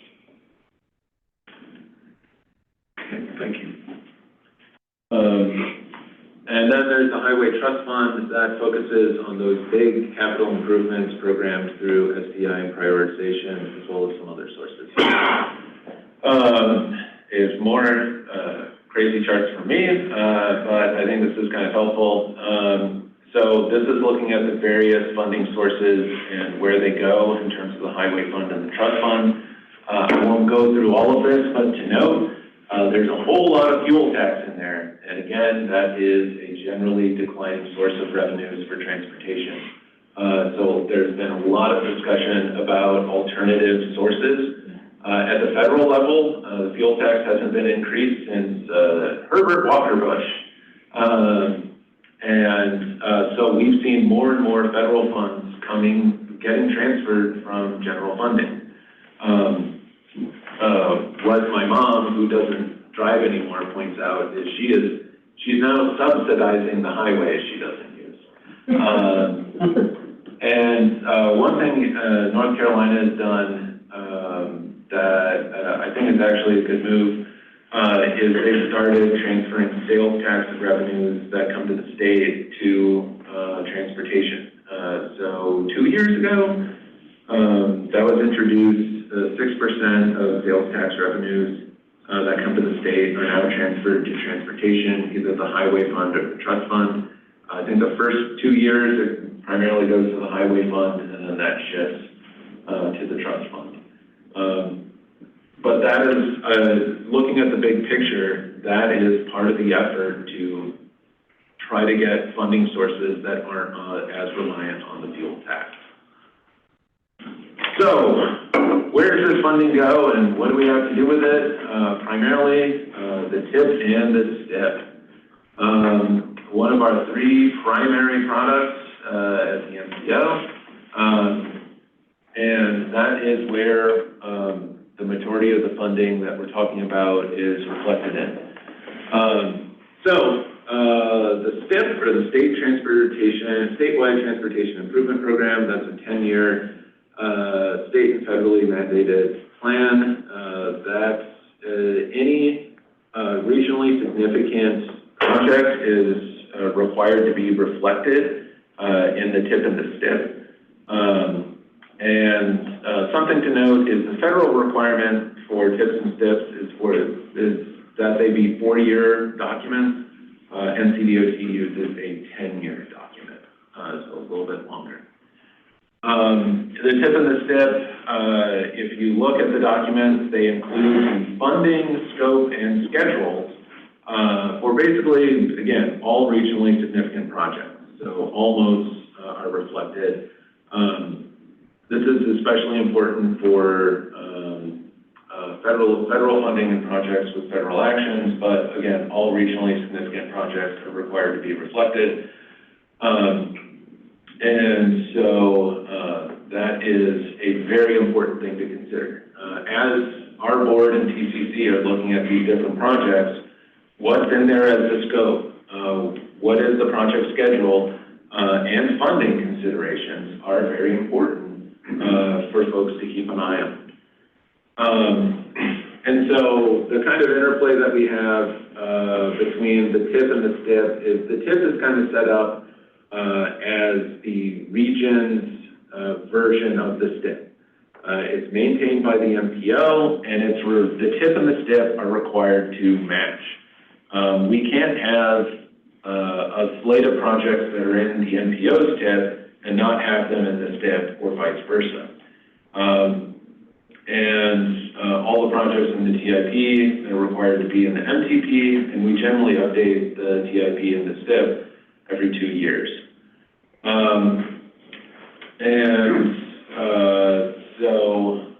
Again, looking at the document, it is not the most aesthetically pleasing document. We have done some upgrades on that front. But again, this is one of the most important documents that we have.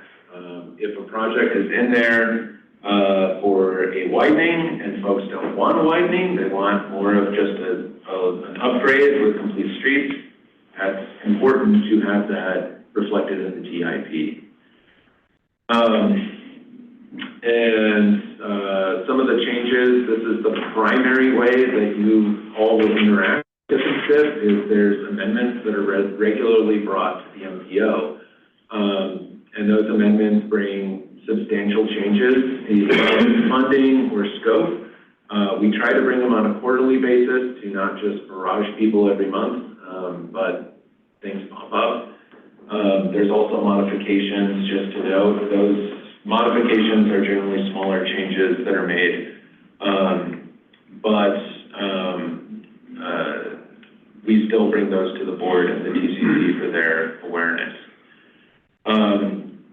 In terms of what we consider an amendment, changing costs greater than $2 million or 25% increase in cost.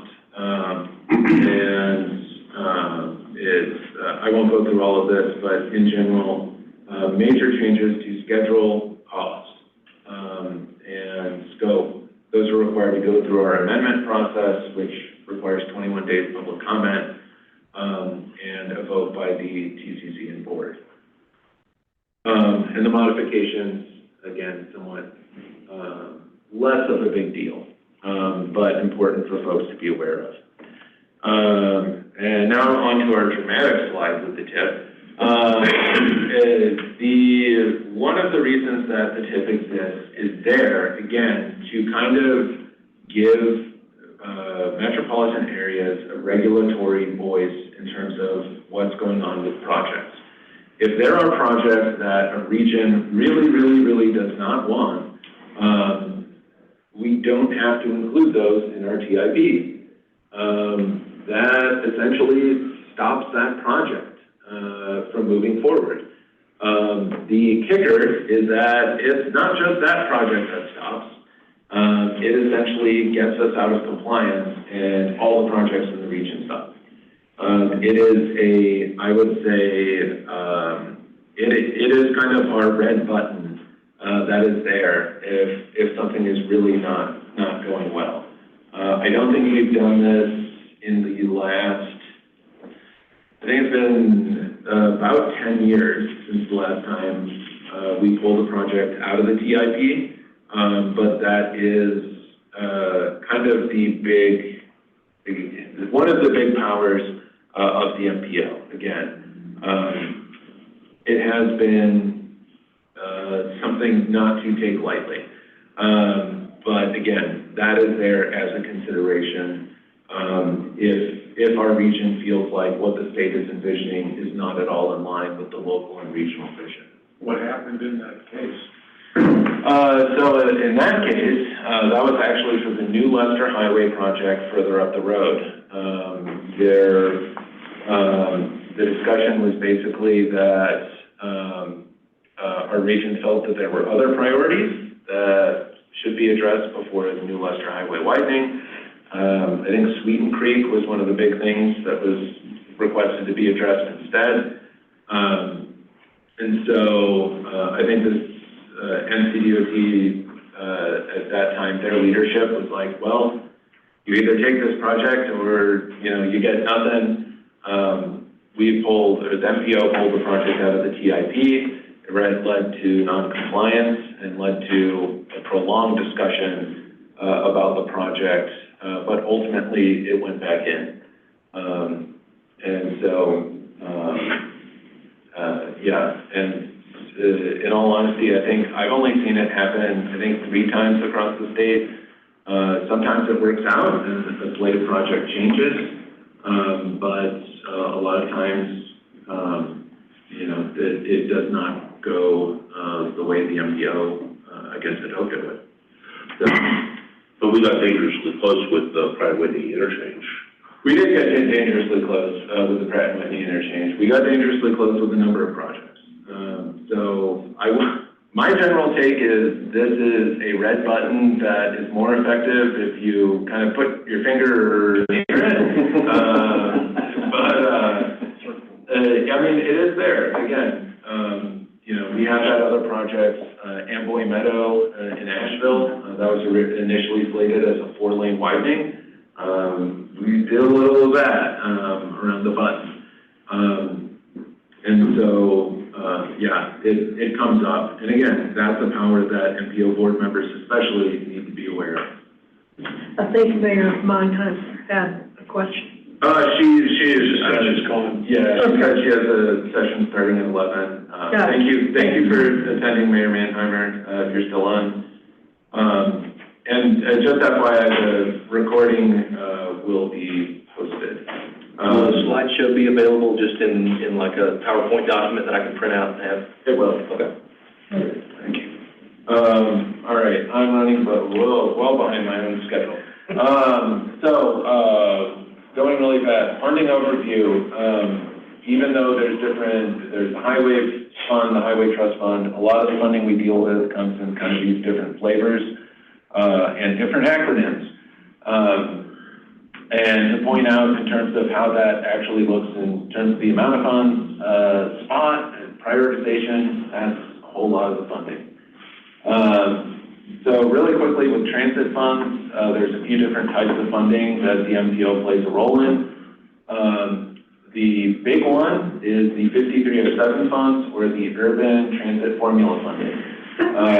Those are funds that come down to regions, and it's the MPO's responsibility to determine the distribution of those different funds and how those go to different agencies. Again, the MPO made the city of Asheville the direct recipient of those funds, so Asheville has the responsibility of entering those grants and making subrecipient agreements, paying invoices, etc. But that is the program that pays for a lot of capital operations and planning for transit throughout the region. And so, in general, a lot of this goes through the city. The city gets a little over 1.5 million, although that fluctuates. Buncombe County gets $1 million, Henderson County 750,000, Haywood County 300,000, but they won't be getting these funds from FY24 forward. They'll be reliant on rural transit funds. We also have a JARC set aside, or Job Access Reverse Commute. So we take 10% of the urban transit funds that come to our region and set them aside for JARC. The big advantage is that allows nonprofits to apply. But I'll note that the vast majority of the funding has historically gone to Asheville for their Route 170. That's a route between Asheville and Black Mountain. Just to note, the way that we program those projects is we hold a call for projects, which is wrapping up Next Friday. Next Friday. And that'll be moving forward for programming in May. There's also 5310 funding. That's funding for seniors and individuals with disabilities. It's a relatively small amount of funding, but nonprofits and local governments are eligible. I'll also note that it is the most complicated funding, at least in my opinion, there is. There is almost like an unspoken transit rule that is, the less funding there is, you make up for it with complexity. And 10% of the funding is set aside for City of Asheville administration. Again, that call for projects is wrapping up next Friday. And then what's in it? why does the city of Asheville agree to direct recipient status with all this work? The main thing is the 5303 funding, the metropolitan planning funding coming from MPA. The city gets 150 to 200,000 usually per year. I think that spiked to around 300,000 a couple of years ago. But that's one of the benefits of that role. There's other transit funds that are out there, but the ones we went through are the main ones that go before the TCC and board. Locally administered projects. Again, one of the great things about being a large MPO is we get funding, about $5.5 million a year. And we have a lot of discretion and flexibility over how those funds are used. In general, there's 3 different federal programs that go into our locally administered projects. That's the Surface Transportation Block Grant. That's the most flexible. We've used that for roundabouts. We've used that for greenways. We've used that to buy buses. You can use it for all sorts of things. Transportation alternatives, that's primarily by pet projects. And the carbon reduction program, that's something that's a new program that's required to show how projects are reducing carbon emissions. There's a 20% local match required. I'm going to keep saying up to total, because every call for projects, people put 20% of the grant, and we have to tell them you need more match. There's a competitive selection process at the MPO, lots of federal requirements to leave it as a bullet point. Burdensome NCDOT oversight, sorry, that might be a little jaded. Sorry, DOT folks. But there's a lot of, there are a lot of reviews that go into utilizing the federal funds. So every step of the way, NCDOT is required to review projects, and that tends to go back to the SLOSS picture, extend the time of the project. There's a reason for that. If you misuse the federal funds, it's bad, and your jurisdiction is going to get in trouble. And so reviewing, it's there for a reason, but yes, it does tend to extend the time of your project and the cost as well. DOT charges 10 to 15% of your project costs for oversight. In general, we hold calls for projects and then go through a process to select projects. As I mentioned, we have a database criteria for selecting projects. And then once projects are selected, they go into the TID, and then local governments enter an agreement with NCDOT to begin reimbursement of the funds. And to note, it's a reimbursement program. No one shows up with balloons and a jumbo check. I wish I did. I wish there was like a safe under my desk where I could, throw money at everybody. That's not how it works. It's a reimbursement program, so as the projects spend money, they send invoices, request 80% of the funding that's been spent back. So less fun. Maybe we should still get balloons. But there's been a ton of locally administered projects. We have programmed more than $75 million over the last 8 years. For those of you who are sharp mathematicians, $5.5 million, that doesn't quite add up to 75 million over a few years.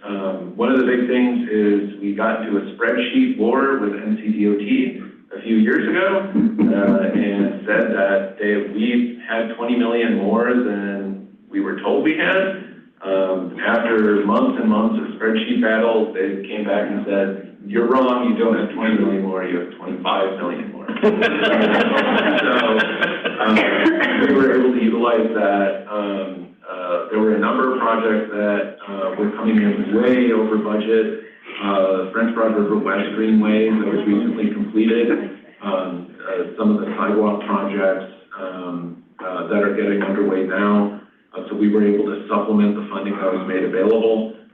But there's a lot of big projects. The Acoustic Trail, that's the part that's under construction now. That's through our locally administered projects program. Whitson Greenways, that's through the locally administered project program. The new Lester Highway sidewalks that are right outside, also through that. SoCo Road, pedestrian improvements, also through this program. So there's a lot. And the NC 110 roundabout that was done at NC 110 and Locust Street. And then just a little bit on SPOT, the big source of funding. SPOT stands for the Strategic Prioritization Office of Transportation. But in general, it is the required way for NCDOT to determine how it programs the best projects. And so nearly every highway improvement project is funded through the SPOT process, or I should say most of the highway funding that's utilized. There are a lot of small projects that go through other sources. And there's also funding for other modes, although that's capped at a minimum of 6% going to other modes, a maximum of 10% of the funding goes to non-highway projects. And to note, that's not just bike, ped, and transit, it's also aviation, rail, and ferry. The way the prioritization works is there's 3 different tiers. The statewide mobility tier focuses on interstates, and for us, Asheville Regional Airport. Regional impact is US and NC highways. If you have a regional passenger rail project, that falls into regional impact as well. Division needs, that's everything else. Secondary roads, bike ped projects, and transit projects in our region, those compete for division needs funds. And to note, geographically, the statewide mobility tier, we compete across the state. The regional impact tier, we compete across what's called Region G, which is confusingly, someone needs to get together a regional conference and rename them, because our COG is Region B, which is in NCDOT's Region G. Not confusing at all. And then division needs compete in each division. The general process is we determine what projects to submit. We did that last fall. The projects are scored using quantitative scoring, and then the MPO puts local input points on regional impact and division needs projects. That's our way of expressing our priorities and giving projects a better chance to be scored. And the end result is we get a new tip and stiff that goes out as a draft and goes back for final approval later on. And again, we just went through this and we have the most projects we've ever had in prioritization. So a lot of projects moving forward. Again, passenger rail is part of it, a lot of bike improvements, numerous safety projects, several capacity projects, a whole lot of different things. And again, what makes it through and what's approved goes into the TIP. I've got a picture of our new TIP tool. It's fantastic. It's so good. Spend a Saturday with it. It is an excellent tool. If you have interest in what projects are funded, how much they cost, what their schedule is, it's so easy to use. Please utilize this tool. It's one of the more recent improvements we've made, but it's great. Check it out. And again, most of the projects that we talk about a lot, that comes through SPOT. And I won't go through all of these. To note, additional sections of Merriman Avenue are being considered since that was brought up.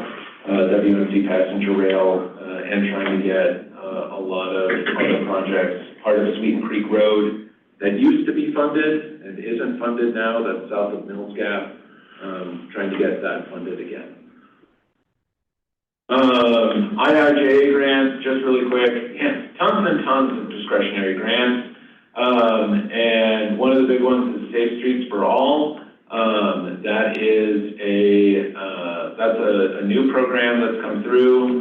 The MPO did get a regional planning grant, so we'll be doing a 5-county regional safety plan that we got under contract last week with VHB leading. And so we'll do a regional safety plan that will enable all of our governments to apply for implementation grants through this program. There's also WAVE. I bring this up as another one. The Acoustic Trail was awarded funds from this program in 2023. They also got funds from NSF-LTP, the Nationally Significant Federal Lands and Tribal Program. The RAD TIP project in Asheville was awarded funds in several rounds in the 2010s. And this is a program that's formerly known as TIGER as well as BUILD, but there's a lot of flexibility in the program. And the last thing I'll note, as I'm way over schedule, local funds. What I like to say is, if you can build a project without federal funds, do that. Absolutely, don't throw federal funds in things. With local funds, there's fewer regulations, fewer challenges, fewer approvals needed. Your project's generally going to move faster. That's not to say no one touch the federal funds that come through the MPO or wherever else. Our general advice is, especially lower cost projects, fund them locally. With that, we'll get into more of the implementation side, but I know we're a few minutes over, but let's take a 6-minute break and come back around 11:15. It's been over 11:15, so my apologies, we will be going a little bit past noon. But next up on our agenda is Hannah Smith. Hannah is the Division Planning Engineer at NCDOT Division 13. And so Hannah, please walk us through early engineering and complete streets. Can you all hear me? Yeah. Okay, let me get this going. Let me know when you can also see the presentation. Got it. You're there, you can see it. All right, cool, thanks. So yes, I'm Hannah Smith. I'm the planning engineer with NCDOT in Division 13. I'm going to begin today with just an overview of our complete streets policy. I'm going to include the highlights, the goals of that policy, and its evolution within the department. And then I'll focus a little more on planning, the importance of complete streets planning for the NTP and other locally adopted plans. And then we'll get into a little bit of early engineering, and what I mean by that is conceptual designs that the department develops. And then I'm going to briefly touch on project development, really just to emphasize the importance of the planning stage. So the Complete Streets policy provides a meaningful path forward for the DOT to address access, mobility, and safety needs for all users. So not just motorists, but pedestrians, bicyclists, and transit riders as well. And we really want to make sure we're accommodating all ages and abilities. So, I mean, simply put, complete streets are meant to be streets for everybody. The policy requires that staff at NCDOT consider and incorporate multimodal facilities into our designs and our improvements to our highways. And so the policy really is meant to renew NCDOT's commitment to engage with the locals and ensure that the needs are being met, and that our roadways are serving, again, the transportation needs of all users. So for those unfamiliar with Complete Streets, there are 4 primary goals of our policy. First is to reduce pedestrian crashes and potential unsafe conditions for pedestrians. Second, to improve access and mobilities for those without a vehicle. Third, to enhance quality of life by providing those transportation choices. And 4, to ensure that NCDOT has an equitable transportation system. So when we look at the history of Complete Streets, it really does actually go back a few decades. North Carolina first established a bike program in 1974. In 2009, the NCDOT board adopted the first iteration of the Complete Streets policy for NCDOT, and that was most recently updated in 2019. So this version of the policy that we have today rescinded and replaced those previous policies and guidelines. Kind of corresponding in 2019 to our policy update structurally, the department merged our public transit and our bike ped divisions to become one division, and that's called today the Integrated Mobility Division. Since 2019, I believe in February of 2022, we updated some guidance to help inform the implementation of the 2019 policy. I believe that there were some work groups that were formed to help address some policy gaps, particularly as pertaining to maintenance, cost estimation, and then planning. So those work groups that were developed, they include internal and external stakeholders. And again, they're making programmatic recommendations on how to improve the policy and its implementation. So it's been an iterative process since 2019, but we are moving in the right direction as a state, I think. So let's talk about complete streets at the planning stage. So I believe Tristan mentioned earlier today the CTPs and the MTPs, but essentially, just as a refresher, a CTP is a comprehensive transportation plan. It's a mutually adopted transportation planning document that identifies multimodal transportation needs of a certain community or jurisdiction. So the CTP may include or reference other locally adopted plans for public transportation, bike facilities, pedestrian facilities, greenways, etc. So the adopted CTP or the MPO's MTP will really be considered the controlling plan for identifying non-motorized facilities that are going to be or that should be evaluated as part of a roadway project. But again, other locally adopted plans are considered as long as the planned facility addresses a transportation need and the planned facility meets NCDOT standards. So complete streets project sheets are basically just for record keeping at the planning stage. They've been recently introduced into the CTP development process. The project sheets outline the recommended improvement for the highway, which includes a proposed typical cross section for the roadway project. The sheet is intended to explain the identified need for the project, provide current and projected traffic volumes and capacities, just identify some very high level environmental constraints, and then ultimately provide the complete streets recommendations from the locals. So these sheets really do lay the foundation for complete streets facilities later being included in highway projects. So I think that's all I'll say about that. Okay, so to get into early engineering, express designs are basically the department's conceptual designs that are developed when projects are in the preliminary planning stage. So we're usually developing anywhere from 1 to 3 alternatives, and then we use those conceptual designs to develop cost estimates. So the construction estimates are based on itemized quantities for materials, and then the right-of-way and utility estimates are usually developed just based on the footprint of the project from the conceptual design. So why this is part of the presentation is it's really critical that we include the complete streets elements in these conceptual designs, because when you add in complete streets, typically you're expanding the footprint of the project, unless of course you're talking about a road diet where you're reducing the highway part. But essentially we want to ensure that the department is capturing complete streets elements in our early conceptual designs so that we're getting reasonable cost estimates for the project, so that our STIP that Tristan presented on earlier is more accurate as far as cost estimates. And then we want to help limit the extent of future cost increases that could lead to project delays.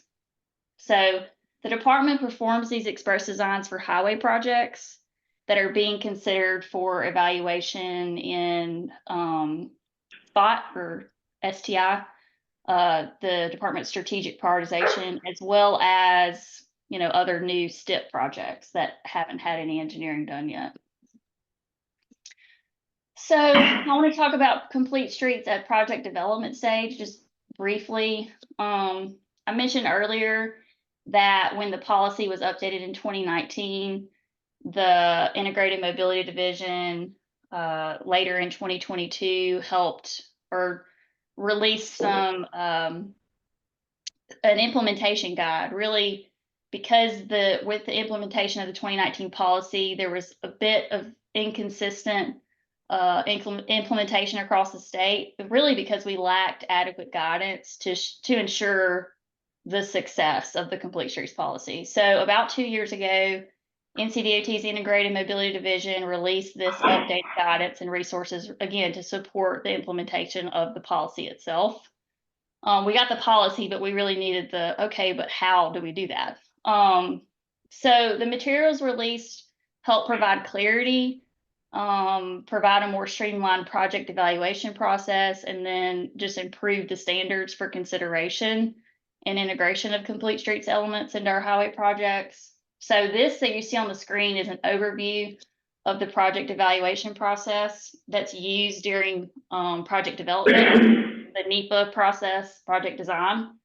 And our project managers use this to select which multimodal facilities to include in the design of our highway projects. So what I want to point out is that the evaluation process starts with screening those locally adopted plans and CPPs. And then you can see we later move to transportation need determination, facility selection. We'll do an impact assessment, and then ultimately a final analysis to determine what elements are included in the highway project. So this review process is iterative, and it definitely builds upon itself. But as the project moves through development, additional data, analysis tools, stakeholder consultation, all of that can influence the final design.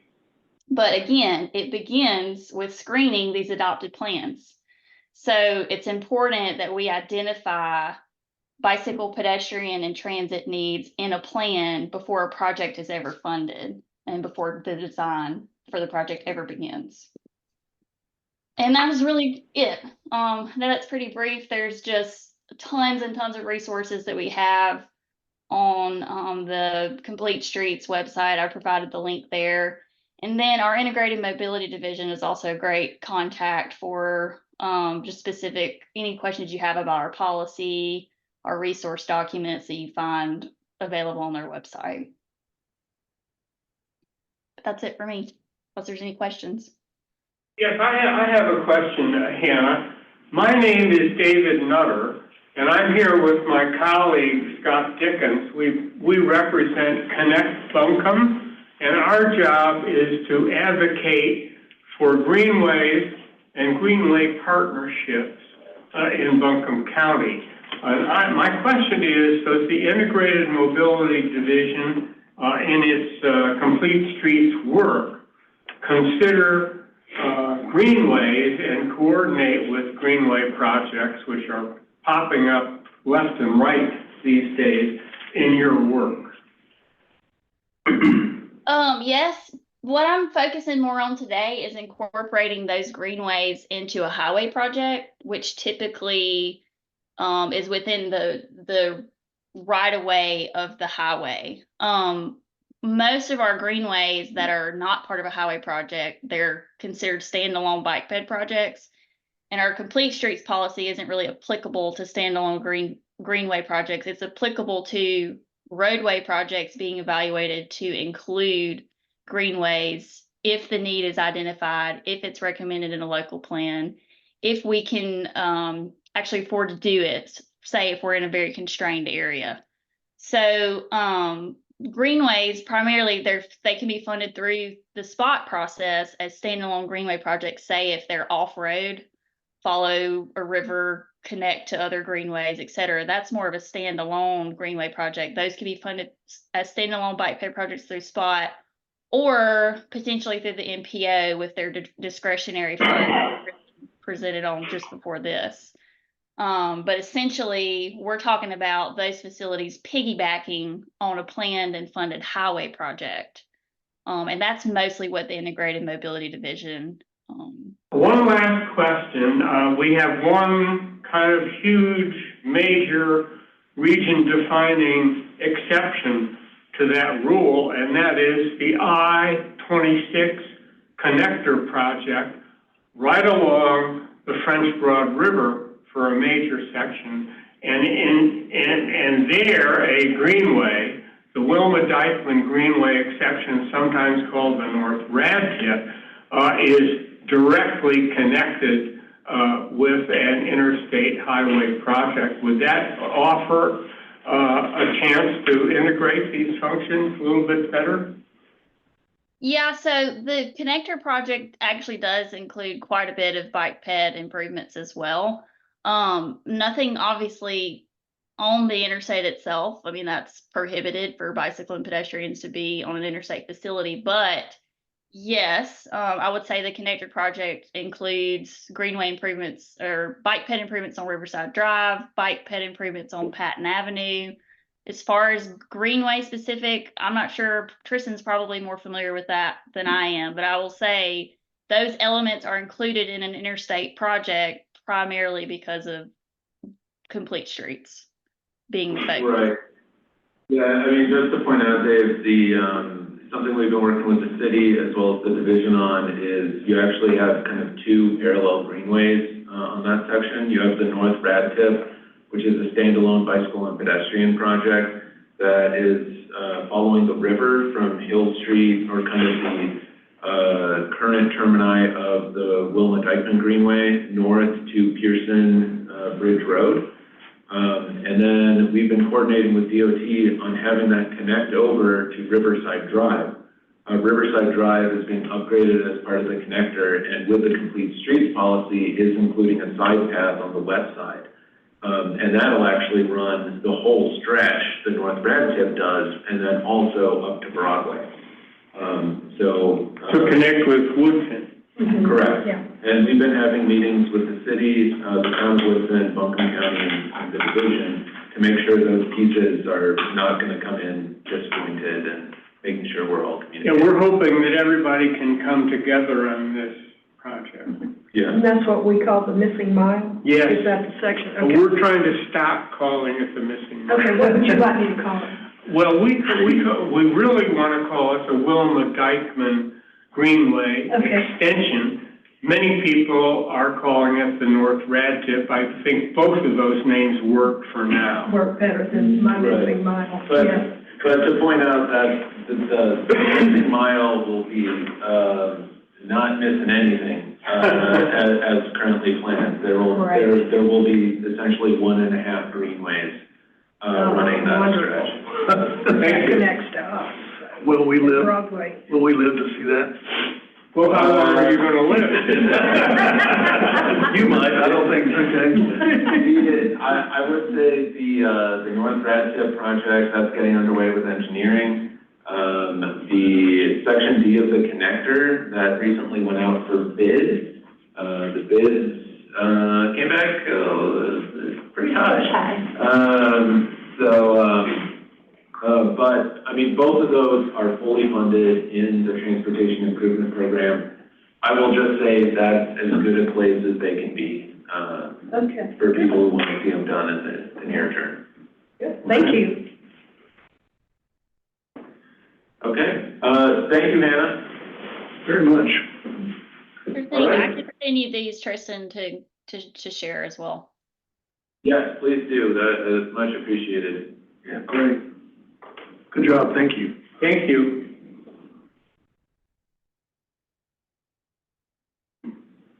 All right. Daniel, you are up for travel demand modeling and traffic forecasting. Angela, you want to run them? Okay, I'll just speak from my notes here, and you just keep up. And I will try to speak as long as my voice holds, but it's been a morning. So, I'm Daniel Zellers. I'm from the Transportation Planning Division in Raleigh. I almost wanted to make the joke that I'm like the French Broad River MPO satellite office in Raleigh, but I feel like my compatriot DOT officers would have gotten mad at me. It's been interesting listening along. I feel like I could do my whole presentation just with references to earlier things said today. For example, Tristan's wife saying he does something with transportation, being the, when people ask me what my job is, I say, well, historically, from the time we've conceived the project to the time we've opened it to traffic, it's taken us 17 years to deliver a project. That was the statistic when I started with the division. And so my job is to figure out where the congestion is going to be 17 years from now so that we can start working on it now. Because if we wait until congestion has appeared, we have to live with it for 17 years. So my then follow-up is normally, and if I was good at predicting the future, I'd work on Wall Street. But I'm stuck with a government job. So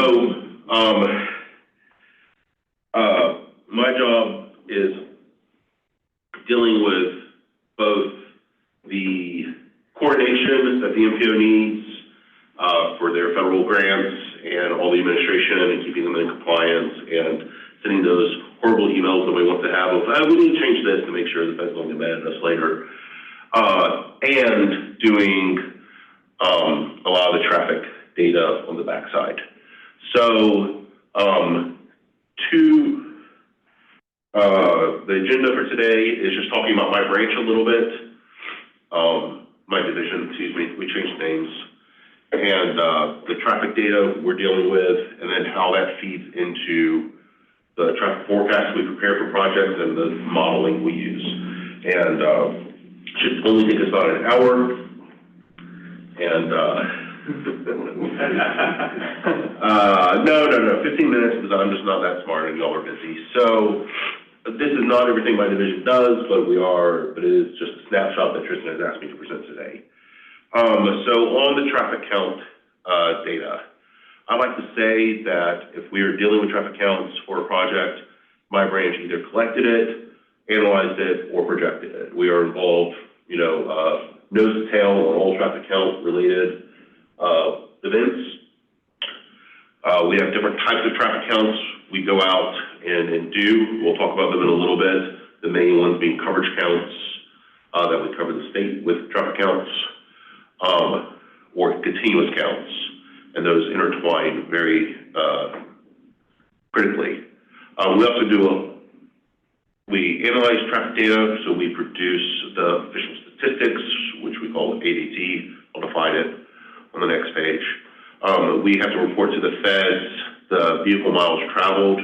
Go back one. We have to do highway performance monitoring, and then we do all this projecting for forecasts, for models, and it's a initial input for the CTPs and NCPs, which is how we plan, create a project list for the future based on where we think traffic is going.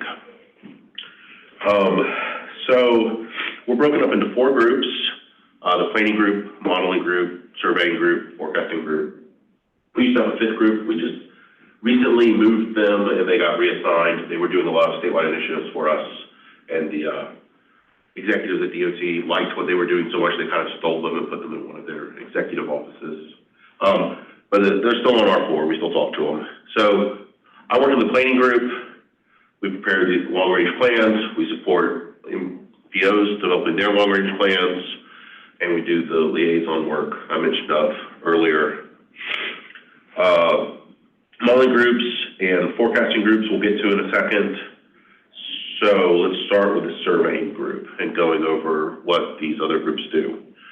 So next. So the CTPs in the big picture are one of the very first level type of plans we do. Tristan showed you the onion chart earlier. It is a state mandated plan that gives us a little more flexibility versus the federally mandated MCPs that are religiously produced every 5 years. Otherwise, things go wrong. But forecasting, the other thing we'll talk about is at the very end of this process, down at the individual project study level. And so there's a lot that can change in between the two. And so sometimes it's interesting when my branch is asked to do something for a project, and it's changed a lot in between when we last looked at it. And that's what prioritization and programming can do to a project as the MPO decides exactly how they want to submit a project for funding. It changes just a little bit. So moving on to the traffic data. The statistical we report is called the annual average daily traffic. And this would be equivalent of the number you would think of if we sat down 24/7, 365, and counted cars at a location all the time. Then divide by 365 and got a daily number. That would be very costly and time-consuming to do at many locations, so we don't do it everywhere. Instead, what we do is we have portable traffic counters, and we go out to specific locations at 44,000 locations across the state and collect data, and then using some math, normalize it to an annual number. So we know, obviously, say, October 1st here in Asheville is going to have a very different traffic pattern than April 1st. And through the places we do count continuously, we have an installed physical location. We understand the relationship between those two. Question, do you only collect that data on NCDOT managed roads or all roads? Well, as Kristen said earlier, DOT took over the management of county roads. Well, within towns like Woodfin, we own our streets. Yeah, so as far as I know, we only do it for state roads. One of the other roads we get questioned about a lot is the Blue Ridge Parkway, because that's a federal road. We do have traffic numbers for that we report, but it's the federal government who gives them to us. Thank you. I have a question about land use. As a lifelong professional planner, I've always been taught that transportation planning and land use planning go together like a horse and carriage. I guess the land use is the carriage, but at any rate, they are one thing in actuality. So I'd like to ask you where you get and how you use land use data in your work. So I'll call slides on that, but the short answer is the MPO provides it to us. So the NCDOT is not responsible for doing land use projections and forecasting. We're making those types of assumptions about how a community wants to grow themselves. So the MPO as your rep, to us, provides us that information. And as Kristen said earlier, they're about to get under contract to develop their next round of land use projections.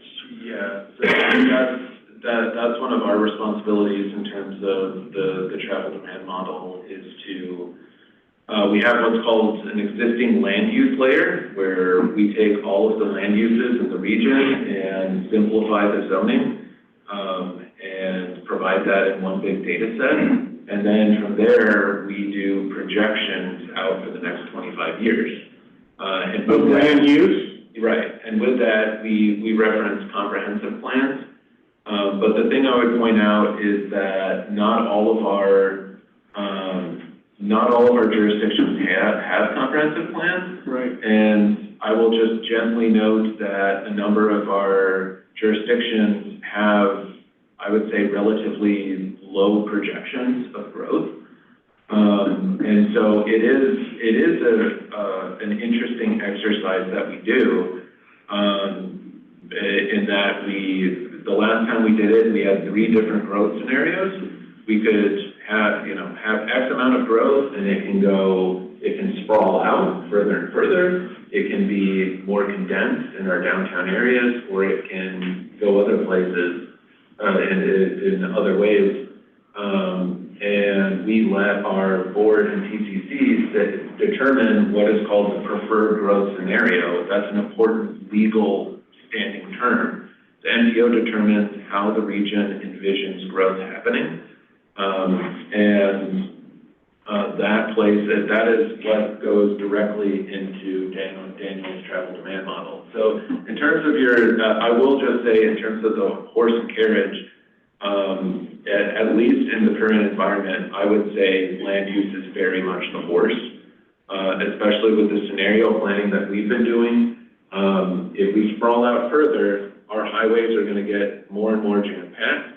If we encourage more dense development in our developed areas, bike ped goes up, transit goes up, traffic issues are a little more condensed.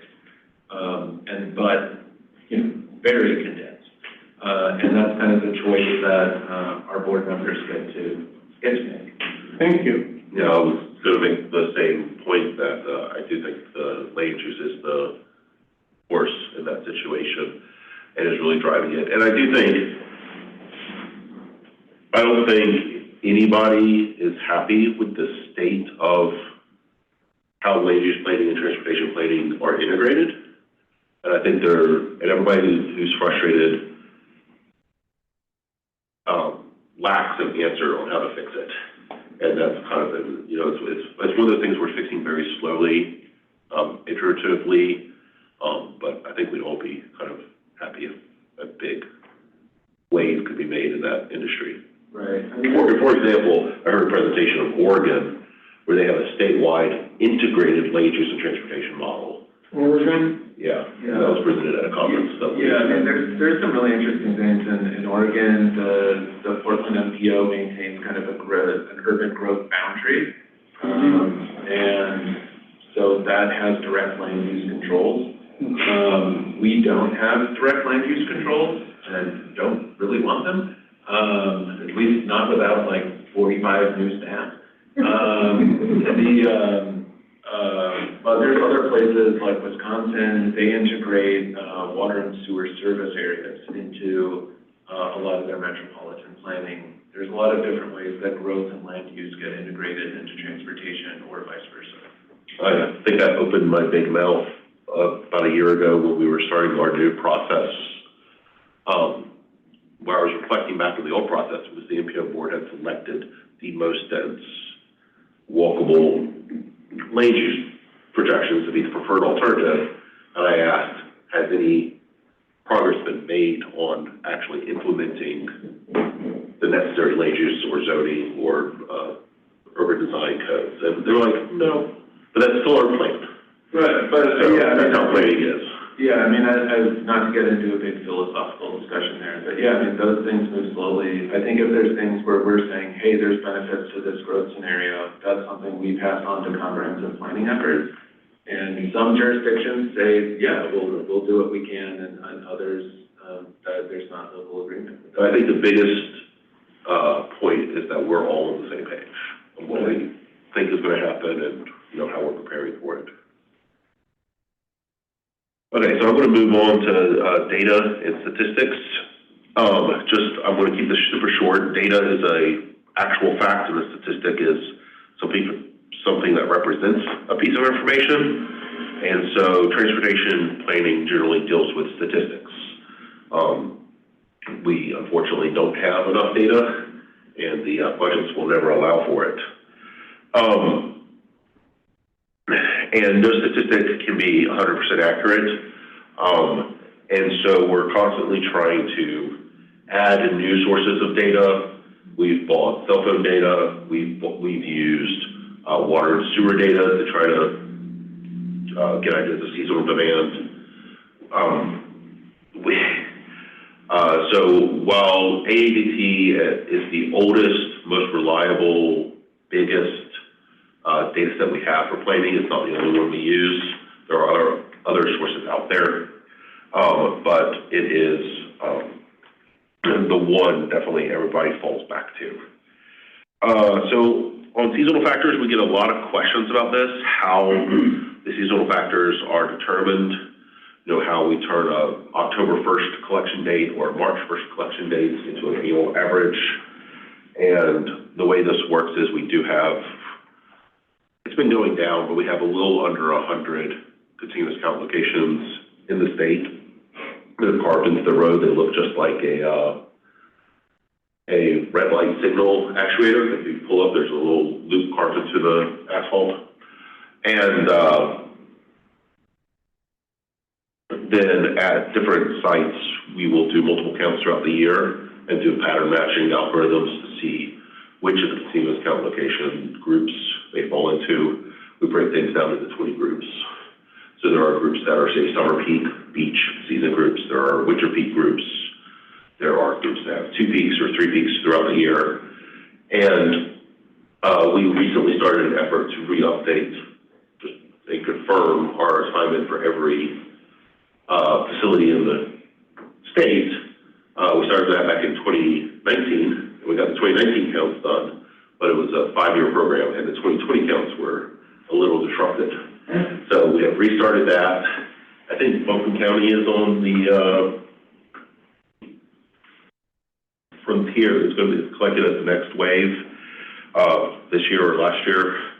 But when we have all 5 years of that done, we'll issue new seasonal count classes.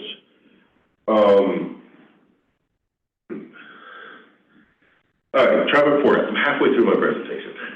So the two things Tristan really wanted me to talk about today are traffic forecast and modeling. So the purpose of forecast is to be this real tactical document that leads the development of a project. And it was actually a board member who suggested I start using this terminology versus the strategic documents, which are more the long-range plans. So the traffic forecast provides the information necessary to design a project. And that includes the traffic counts, but also other necessary factors like truck percentages, turning movements, time of day analysis. And they both forecast and the long-range plans use the same data, but they just go about their efforts in different ways. Forecasts are much more about what is happening on the ground right now and over the next 5 years. So they end up, the person preparing the forecast will end up calling a lot of your offices, asking about permits, what's actually coming, what's on the horizon.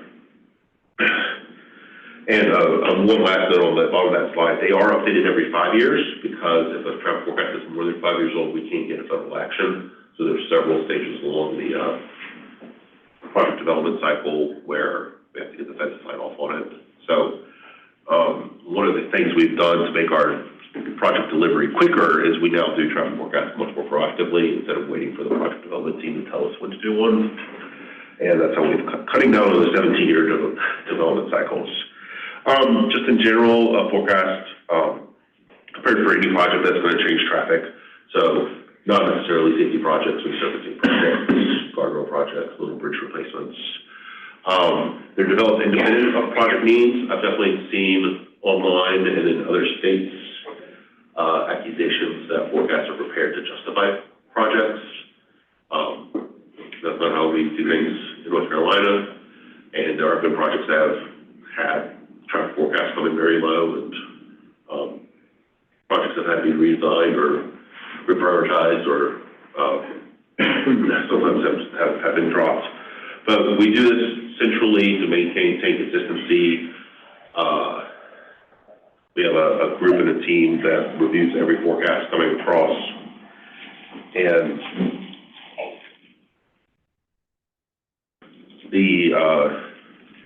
generally, there's a lot of input data, several output data. But the two things I want to focus on are the travel domain models, which Kristen wants me to talk about, and the data gathered from the community. And so when our forecasters are, let's stay there. When our forecasters are doing a forecast, the new practice, standard practice these days is to send a questionnaire or email or maybe give you a call to the county and city staff to try to gather some data. Like I said, on the permits, they'll present you some initial information and just give some reasonable initial checks on what's going on. Are there other developments they've missed? What's going on the area? And I just want to say it's critically important to respond to these. Remind your staff that this directly impacts how we're going to design the project. And they're not long; they're 5 to 10 questions. All right, travel domain models. So what is a model? It's a representation of a real object or system that takes account its relative properties. It's not the super high detailed photograph of a cat. It's a cartoonish representation of a cat. But it still represents all the features that are necessary to make it recognizable and useful.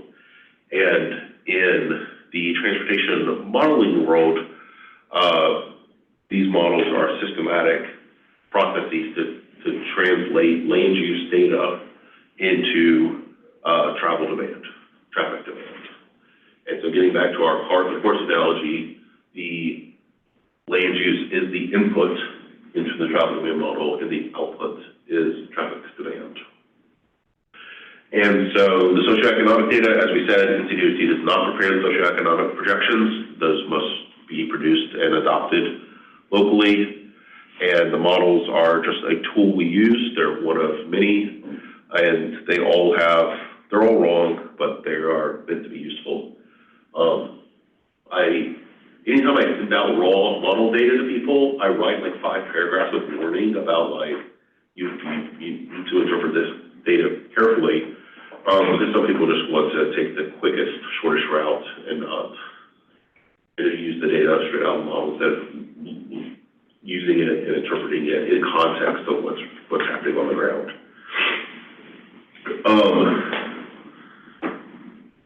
I feel like I must have reordered a slide somewhere. So when a traffic forecaster contacts your department, these are the types of questions they're going to be asking. Have like any of the traffic patterns changed recently? Is there any seasonal variation we should know about? What's the growth trends? So just when you see these 5 or 10 questions pop around, please answer them. And then this is what our forecasts look like. Actually, this is so old, our forecasts have been updated, but they still generally look like this, reporting the number of hecto cars and the design factors that are used for production. Okay, quotes. I always like to end my presentation with quotes. Some of them are more funny than they're not. But any mathematical model is necessary a simplification of reality and is unlikely to be complete and perfect in every possible way. Its job is to be more useful than not having a model. If I could get away with not spending the time and money in developing a model, I would.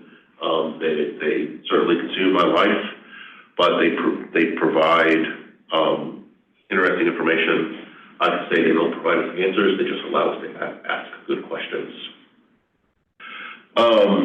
And then just kind of wrapping up on the last two, the Downs-Thompson paradox is something I've kind of learned about recently. States the equilibrium speed of car truck. Well, it just says stuff. It's technical. I don't like it.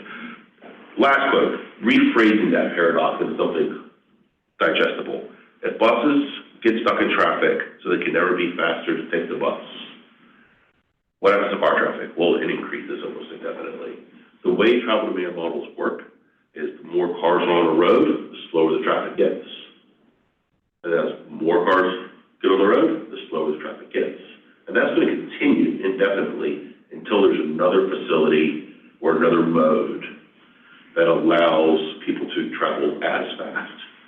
So car traffic will get worse until taking another route is faster, taking the bus is faster, walking is faster, telecommuting is faster.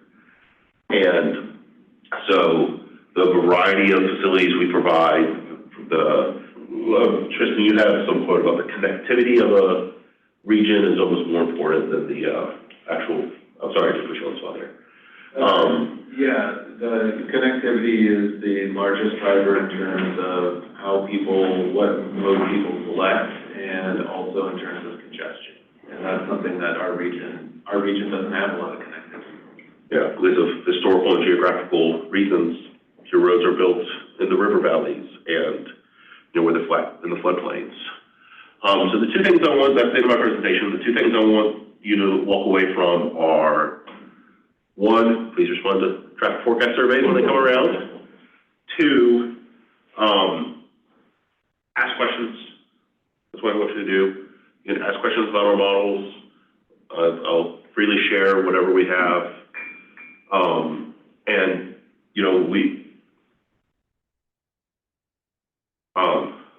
what was I looking for? There are always ways to improve it. And there's always things people notice that I haven't noticed before. And it is not wrong to ask questions. So. Can we ask them now? You may ask. You may start. Can a town get access to your data? Yeah. I mean, all of our input data is public. The only thing we control access to is the actual script that does the translation, just because we don't want a private company getting a hold of it and then selling it, basically. So, we do have consultants who use it for us, and they sign an NDA, but both the inputs and outputs are packaged equivalent too. Yeah, that's, especially with comp planning, which I know you guys are going through, that's something that's regularly supplied to the consultants. Yeah. So, yeah, make that request if I don't think I've seen that come through for Woodfin. Okay. So that's it for me. Did I stick to my time frame? Thank you, Daniel.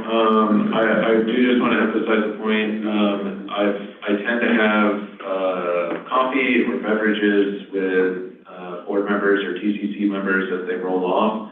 And something that is, something that almost always pops up is, I didn't want to ask a lot of questions. You don't want to look like you don't know, about these items. Everyone is in the same boat, folks. Don't feel shy about asking questions. I mean, if you ask what a road is, that might be a different issue, but for the most part, like, all of this stuff is very complicated. A 3-hour session is not going to tattoo it into your brain. Ask. But, yeah. All right, if we request the data, does that request come to you? Does that go to Daniel? Daniel and his branch are the custodians of our region's model, so I would send that to Daniel. And what specifically do we ask for? The travel demand model output. And we know how to get in touch with you? Yeah, and it comes as just I'll load it onto an ESRI sheet file of all the roads. And depending on like are you using a consultant to do your comp plan? If they have any type of traffic background data, they'll know how to interpret it pretty easily. The question I wonder, did the consultants we use know this data is available? I don't know. And I think they may know it's there, and and like we say, we have to keep pushing on the string about getting better land use traffic integration. They may know it exists and not, they can take impetus to go use it. Right. But yeah, I mean, I think the more the regional is getting incorporated into local and local into regional, that's the ongoing flow we need. But yeah, just to point out, DOT does maintain our travel demand model. I think probably half the MPOs have DOT maintain their travel model. I think everybody but the big three. But the main thing to point out is a lot of lawsuits for highway projects tend to focus on that model, and my legal staff is not present. One of the problems with that is what we got sued about for the Garden Parkway project in Asheville was the fact that there was not a change in the land use assumptions with or without the project. Interesting. And it was a new bypass, like around town, it's like, well, this is going to change land use development. But travel demand models have been sued across the country as a way for people to try to challenge highway projects. I know Woodfin's not the only town confronted with this. As we look at big real estate developments, the developer, if we can force them to get a traffic study, but you can find someone to do whatever you want them to do. We wish, as a town, for example, that there was a list of approved traffic companies that could do surveys, rather than letting a developer have his brother-in-law do it. I know we're not the only town facing that. We don't ask for them anymore because the last few have been garbage. Interesting. I may have some offline comments about that. We really, it's a challenge. I'll just note beyond traffic impact analysis, something we've seen that I'll give a shout out to Hendersonville, that they've done really well, is the reason I bring up corridor studies and also DOT does express design is you're able to take some of those more detailed recommendations, and that as development's been coming in, Hendersonville, for instance, there's a planned peanut about, on one of their high-growth corridors. And it's like a roundabout, but it incorporates 2 intersections, so it looks like a peanut. Okay. But they've requested that the developers keep that planned transportation improvement in mind. Of, hey, we don't want to have to, DOT might come back through and have to buy right-of-way. Keep that in mind with your site plan. That's where I think more of those detailed planning documents tend to be helpful as well. Okay. Daniel, could you give us your email? Yeah, it's DC Sellers, SELLERS, the number 1, at ncdot.gov. There's more than one Daniel Sellers. Apparently, he must have been here a long time ago. Just another follow on what Tristan was saying is, the consultant we have coming on board for the SC data, are past the development process, which I assume is going to be pretty similar at this time. Their land use model, requires travel demand model inputs. So there is this feedback loop, and then we had to run the model like 5 or 6 times, and we kind of got them to converge last time. So if there is a bypass on the plan, I don't know what any bypass is, but if there are improvements on the plan that change the accessibility to certain land parcels, those become more ripe for development according to the land use people and vice versa. And so, the future SC data scenario will probably reflect the current MTP being implemented. Right. We are already over time. If you guys need to go, no problem. We'll post this recording. We do have, Steve said the tail end, last but not least. So feel free to stick around. If you can't stick around, again, there will be, the full recording will be posted. Thank you, this has been very enlightening. Thank you guys for attending. Sorry. Everybody wants to leave. Sorry, Steve. We can just send this out and, We'll take care of it. Don't worry about it. You sure? Leave it ready? Okay. Thanks for that. You may make it. Oh, my surprise. I just want to make sure this works. You've got to point it at the computer. Okay. I'll try not to make this too burdensome. Tristan didn't hear my dig. So, You don't have any new acronyms, do you? I have, we're not afraid of acronyms. I'm sure. So we talked about how a project, long-term planning, prioritization and such, and once it gets into the STIP, as we've already discussed, it takes a very long time to deliver that project, to get it to construction. So I really need Tristan's sloth slide here for my leading slide. Very appropriate. But we're going to try and just show what all goes on during project development, during project design, what you have to do to get a project all the way to construction. And Tristan mentioned, Hannah just kind of spoiled this for me, but Tristan mentioned the joy of creating confusing charts. Tristan's got nothing on DOT. This is the process. I have fired people for listening. Yeah, and we paid a consultant to come up with this too. That's very pretty. Yeah, isn't it? One of those for our office. Hannah said she took a picture of it, so you can have that. Wow. So, this makes sense to everybody, right? Absolutely. Oh, we're finished then. What are we looking at? We're going to break this down. We're not going to pay much attention to this, just because. So we're going to look at the project life cycle. It is all included in that one flow chart. Starting with long-range planning, we've already talked about that. Tristan talked about that. The prioritization process, funding the project, all that's already kind of been covered. We're going to look at project planning. Notice that's different than long-range planning. Project design and all the way through construction. Of course, there's maintenance of the facility that goes on after that. So what's in the blue box there is what we're gonna focus on. And we're gonna assume that the project's been fully funded. When you get into the STIP, some projects aren't. They're only funded for preliminary engineering, just for design. We're gonna assume that it's funded all the way through through construction. That same box again. There's lots of units that come into play, lots of stakeholders here. Again, we're gonna get into that. We're gonna break this into kind of two different sections. One's going up through the environmental document, which will be very brief, and then we'll get into the design brief. We're gonna go through it kind of quickly. Even though I'm showing all this as a linear process, as you know, in any process, it's not really linear. There's lots of backing up and things cropping up that cause you to move backwards.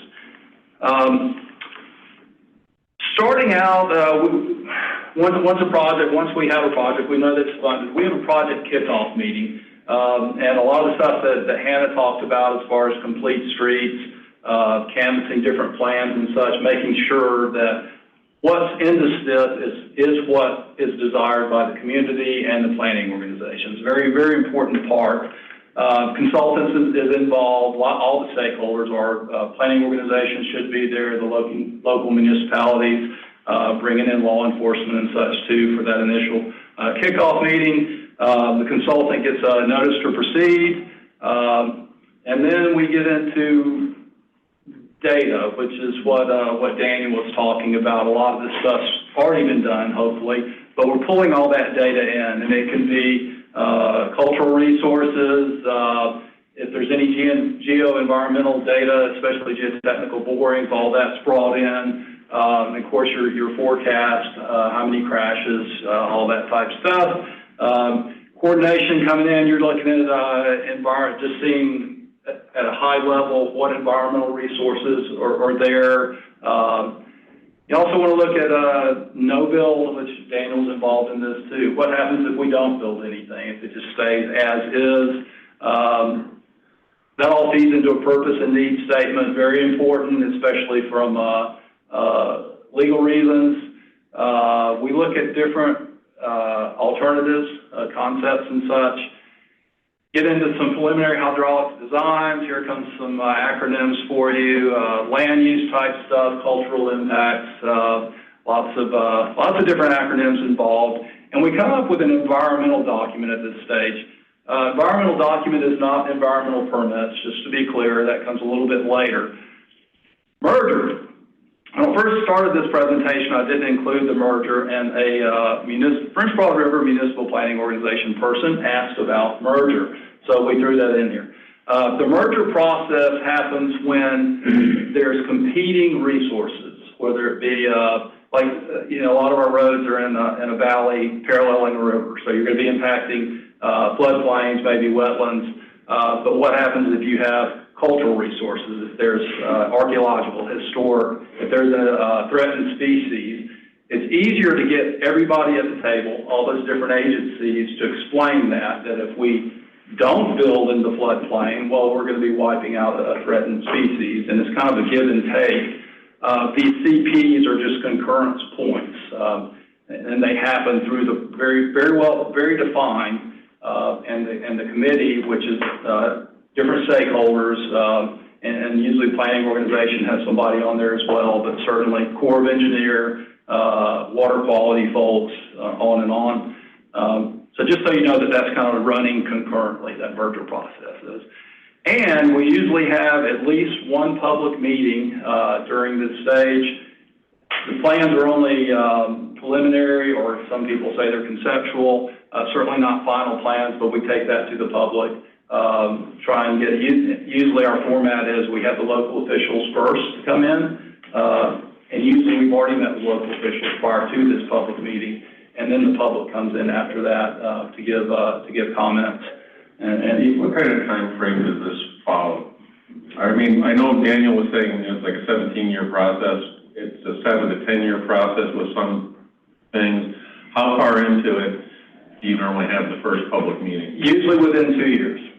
So, yeah, that's the goal. And I didn't lead off with that just because Daniel had already said that it's 17 years, you said is what it averages. That's what it was when I first started that part of it. My understanding is that we have it down to like 14 or 12. Yeah, 7 to 15 years is kind of the minimum, and then it can go beyond that. So, we're going to... How big the project is, right?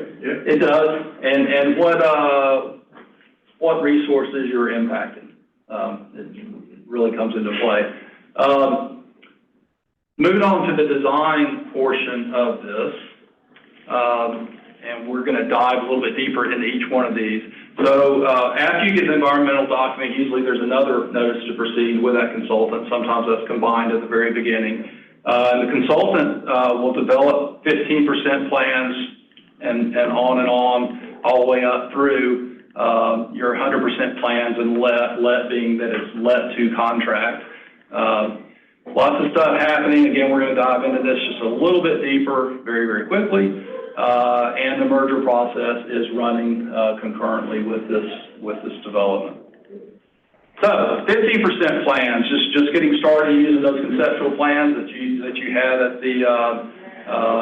at your public workshop, and you start pulling in a little bit more of an environmental analysis now that you know what those impacts are. You always have design assumptions. Sometimes that might be that you can't meet your design speed for certain curves, how wide that you want things to be. It's already somewhat identified in the conceptual plans. Your final survey, meaning ground surveys, start coming in. All that has to be in place before you can actually start your 15% roadway plans. You request your pavement designs, trying to do some stuff up front, even though you don't have a final plan. And you submit that design submittal for review. Lots of review going on all through this. And move on to the 25% plans. Steve, yes. A quick point. You had 15% plans up. Tristan made a note in one of his comments that we can use planning funds to get up to 10% yes. design. So this is kind of picking up where planning leaves off. And even though we're breaking this down into percent, just realize that's kind of a vague, it's just a convenient way versus that first slide that we had to kind of look at this stuff.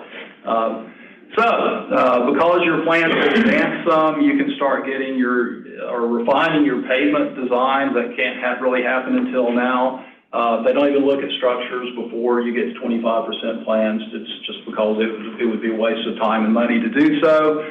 You start looking at your by traffic management, we mean traffic management during construction. You're far enough along that you can start taking a look at that. You're always going to have design exceptions, like I said, for curves, for lane width, shoulder width. If there are exceptions, they need to be brought in now. Again, once you get your 25% design submittal, then of course everything has to be reviewed. Once that once that is approved, then you can refine your hydraulics, getting water off your roadway, off the corridor, and start looking at your utilities, which utilities is a huge, I'll say a stumbling block for us. We can't control what utility companies can do. We can't control the speed at which they'll generate plans, and they have to generate the plans. So that's something we want to pull in just as soon as we possibly can, get them on board. And then we're moving on to 65% plans. I know it's a fairly big gap, but a lot happens there. You're getting far enough along in your design. It's really starting to be finalized. Your hydraulic design, I said earlier that you had preliminary designs. Hydraulics is huge for impacts to get water off. If you have to have hydraulic structures, that certainly impacts your footprint. Red line plans is just, they come in as red lines on your hydraulic plans. Geotech is really, especially, well, I guess everywhere, but in the mountains, what's under the surface? What can that subsurface support? What do you have to do to mitigate that if it won't support your roadway? So that's a big part. Final pavement design is based on those geotechnical recommendations, and lots of stuff starts occurring concurrently. We're finally far enough along that we can get our construction quantities, and along with that, the estimates for those quantities. You can go ahead and develop your erosion control, big part of minimizing impacts to the environment during construction. Get your preliminary utility plans and all your easements from the various utility companies. We talked about beginning traffic control plans earlier. We start finalizing those. And you finalizing structure type stuff too to come to the end of the 65% design submittal. Combined field inspection is basically going through the plans with your construction folks, your utility folks, your roadway design folks, of course, and going through those plans with a fine-tooth comb, and trying to unearth anything that doesn't appear right. That field inspection, it's called field inspection, but it's in an office. It can go anywhere from 1 to 3 days. It's an intensive review. From that, we're going to, of course, try and review those comments, incorporate those comments, fix anything that was unearthed to be incorrect. And moving on to 75% plans. 75%, we usually call that our right-of-way plan stage. You've incorporated those combined field inspection comments that we talked about. And once you get to that, then, and review, of course, there's always lots of burdensome review there. Then you can, our right-of-way office can start purchasing right-of-way, requesting funding, getting the authorization for that funding, and then actually get out and start acquiring right-of-way. They start typically with properties that we know will be a total take, is what we call it, meaning that, that the entire park property is going to be bought, not just a piece of that property. So that the landowner has to relocate. Utilities sometimes they'll start relocating utilities. It kind of depends on the utility owner or the company. Some of them won't start until you have 100% plans, but a lot of them will start at this stage. Moving forward from this is really just refining the plans. Everything's in place, everything's been reviewed, and you're just kind of refining the plans, making it going towards 100% plans. So there should be no surprises at this stage, we hope. That's not always the case. Again, refining just so that you can get the 90% plans and another level of review. From 90%, it is really nothing going on other than review, more review, incorporating those comments, and then making sure that they're ready, developing the contract, and getting that ready for putting it out to contract, putting it out to lead. I mentioned environmental permits earlier. This is the stage where we actually get permits, and it's actually when the agencies sign off on an actual environmental permit. And that usually comes from the environmental document that we saw early on in the process.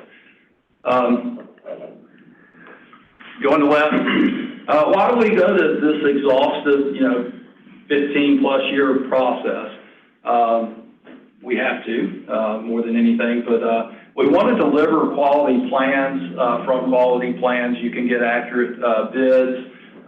We talked about the very beginning stages of making sure that we're delivering the project that is wanted, the project that was in the STIP tip or in your long-range plans. Having good plans, reducing your cost overruns. We're in a budget crunch, so that's incredibly important. You minimize your construction time if you don't have to go back and fix plans once you're in construction. You have a safer work zone for the workers and the travelers going through that work zone. Minimizing impacts to human and environment resources, and you're including the community and for community involvement, and hopefully being transparent in the process. I have a rogue slide here. So what this says at the bottom there is ITD, Integrated Project Delivery. We also have some other acronyms, Project Delivery Network, I think it is. PDN, right? PDN. Yeah. So we're always hoping to revise this process. It's very fluid. We're trying to shorten it. We're trying to pull, Daniel mentioned this, pull things into the beginning of the process, such as forecast, environmental screening, doing as much as we can up front. And to that extent, I think Tristan mentioned, we've implemented an express design program so that when something goes into the STIP, before it's ever funded, we try and generate a design, very, very high-level conceptual design, and identify any really obvious environmental hurdles, human and environment, and just impacts to resources to help that process out. And it is working. It's a slow process, but it is being revised and shortened. A lot of times, too, just something that hasn't been mentioned, as far as delaying projects, it comes down to budget. We see, especially right now, lots of delays due to budget, trying to balance our budget. So frequently you add 5 years onto the project lifespan just because when you get there, it's time to construct it, there's not enough money. Everybody's ready to go, but questions? And this is also available for Tristan. And I take it is it 181 million that we still need, or 188 for the I-26? That comes into play in part of this process and delays? It does. That's when we're talking about budget delays. All of our projects, we get into this in our regular MPO meetings a lot, but we didn't talk about it much here. But all those cost overruns, inflation and such, that has to be, it has to come from somewhere. And usually And I guess that increases exponentially based on the time frame, the length of time it takes. It does, and that gets pointed out a lot, that from the time we start, get something into the STIP and the time it's delivered, well, cost has increased a lot, just like you're saying. Go ahead. Yeah, I'm just curious, the 26 is a design build, so you're not doing the final design, obviously. So that's a Division 13 project, Division 14. So the MPO has, I don't know if we talked about this, well, you did, Division 13 and Division 14. And I'm sorry, I'm kind of ignorant about what goes on in Buncombe County. Tristan might know if that's a design build, or I don't know if Hannah's still on here or not. Well, it's a design build. Yeah, right. So I just wonder what is it just the size of the project to try and control costs? There's some incentives to shorten that process with design build. The problem there, at least what we've encountered in Division 14, usually it's our smaller projects like bridges and such that will do that. Frequently, they're more expensive because the contractor has to take into account unknowns up front. So, if it's a design bid build, by the time you get to the let, everything's really been identified and the contractor can make a more accurate bid. And on I-26, I'm not sure why they went with design build rather than design bid build. Yeah, I mean, I do think to point out, it's not that they're going in without a design. No, I know they have a design. I mean, they had a design 10 years ago. Right. It's evolved over time, obviously. Right. And multiple public input meetings. I mean, I've seen lots of. Yeah, I mean, I will say we've gotten a lot of questions that we kind of have to scale down people's expectations. Like, there is a record of decision, which kind of lays out the parameters of how that project is going to go. I would say there aren't really massive changes that should be expected. No, I didn't mean that. I mean, how do they make the decision whether design build versus design build? That's right. Yeah. I mean, you guys determine that. Yeah. Again, I'm not sure. Maybe because of all the bridges? I'm not sure about I-26. Bridges. When we do that, it's usually for speed. A project typically can be delivered faster if it's design build, but at a cost. Right. So I think one thing I do kind of want to point out with all of this is that there's a whole lot that goes into project implementation, and I think on the planning side, the thing that to emphasize is kind of getting as much done up front That's why I emphasize things like small area plans and corridor studies. We've had a number of projects where we've gotten them funded, and then once they are in the hopper and go into design, then a whole bunch of requests come in that have changed the project pretty immensely. And that's either coming from stakeholders, or sometimes that comes from DOT itself. And so I think from an MPO point of view, having the best definition we can of what a project is, and starting to identify some of those potential issues by getting into 10% design is something we're pushing for more and more. I'll just point out that virtually every Greenway project we've been involved in, when the funding request comes in, it is always, it's right there, we're gonna slap it down, easiest project ever. And by the time the ribbon cutting happens, there's usually a speech of, folks, this was a miracle. So, and to me, a lot of the issues that tend to pop up, people are not excited about feasibility studies. I get it, you want to cut ribbons, but we have had projects where they've run into huge issues. Some of them have changed from, we have a Greenway project that's turning into a shared lane marking project, and a lot of that is because environmental issues that could have been screened up front, that they weren't found until later in the process.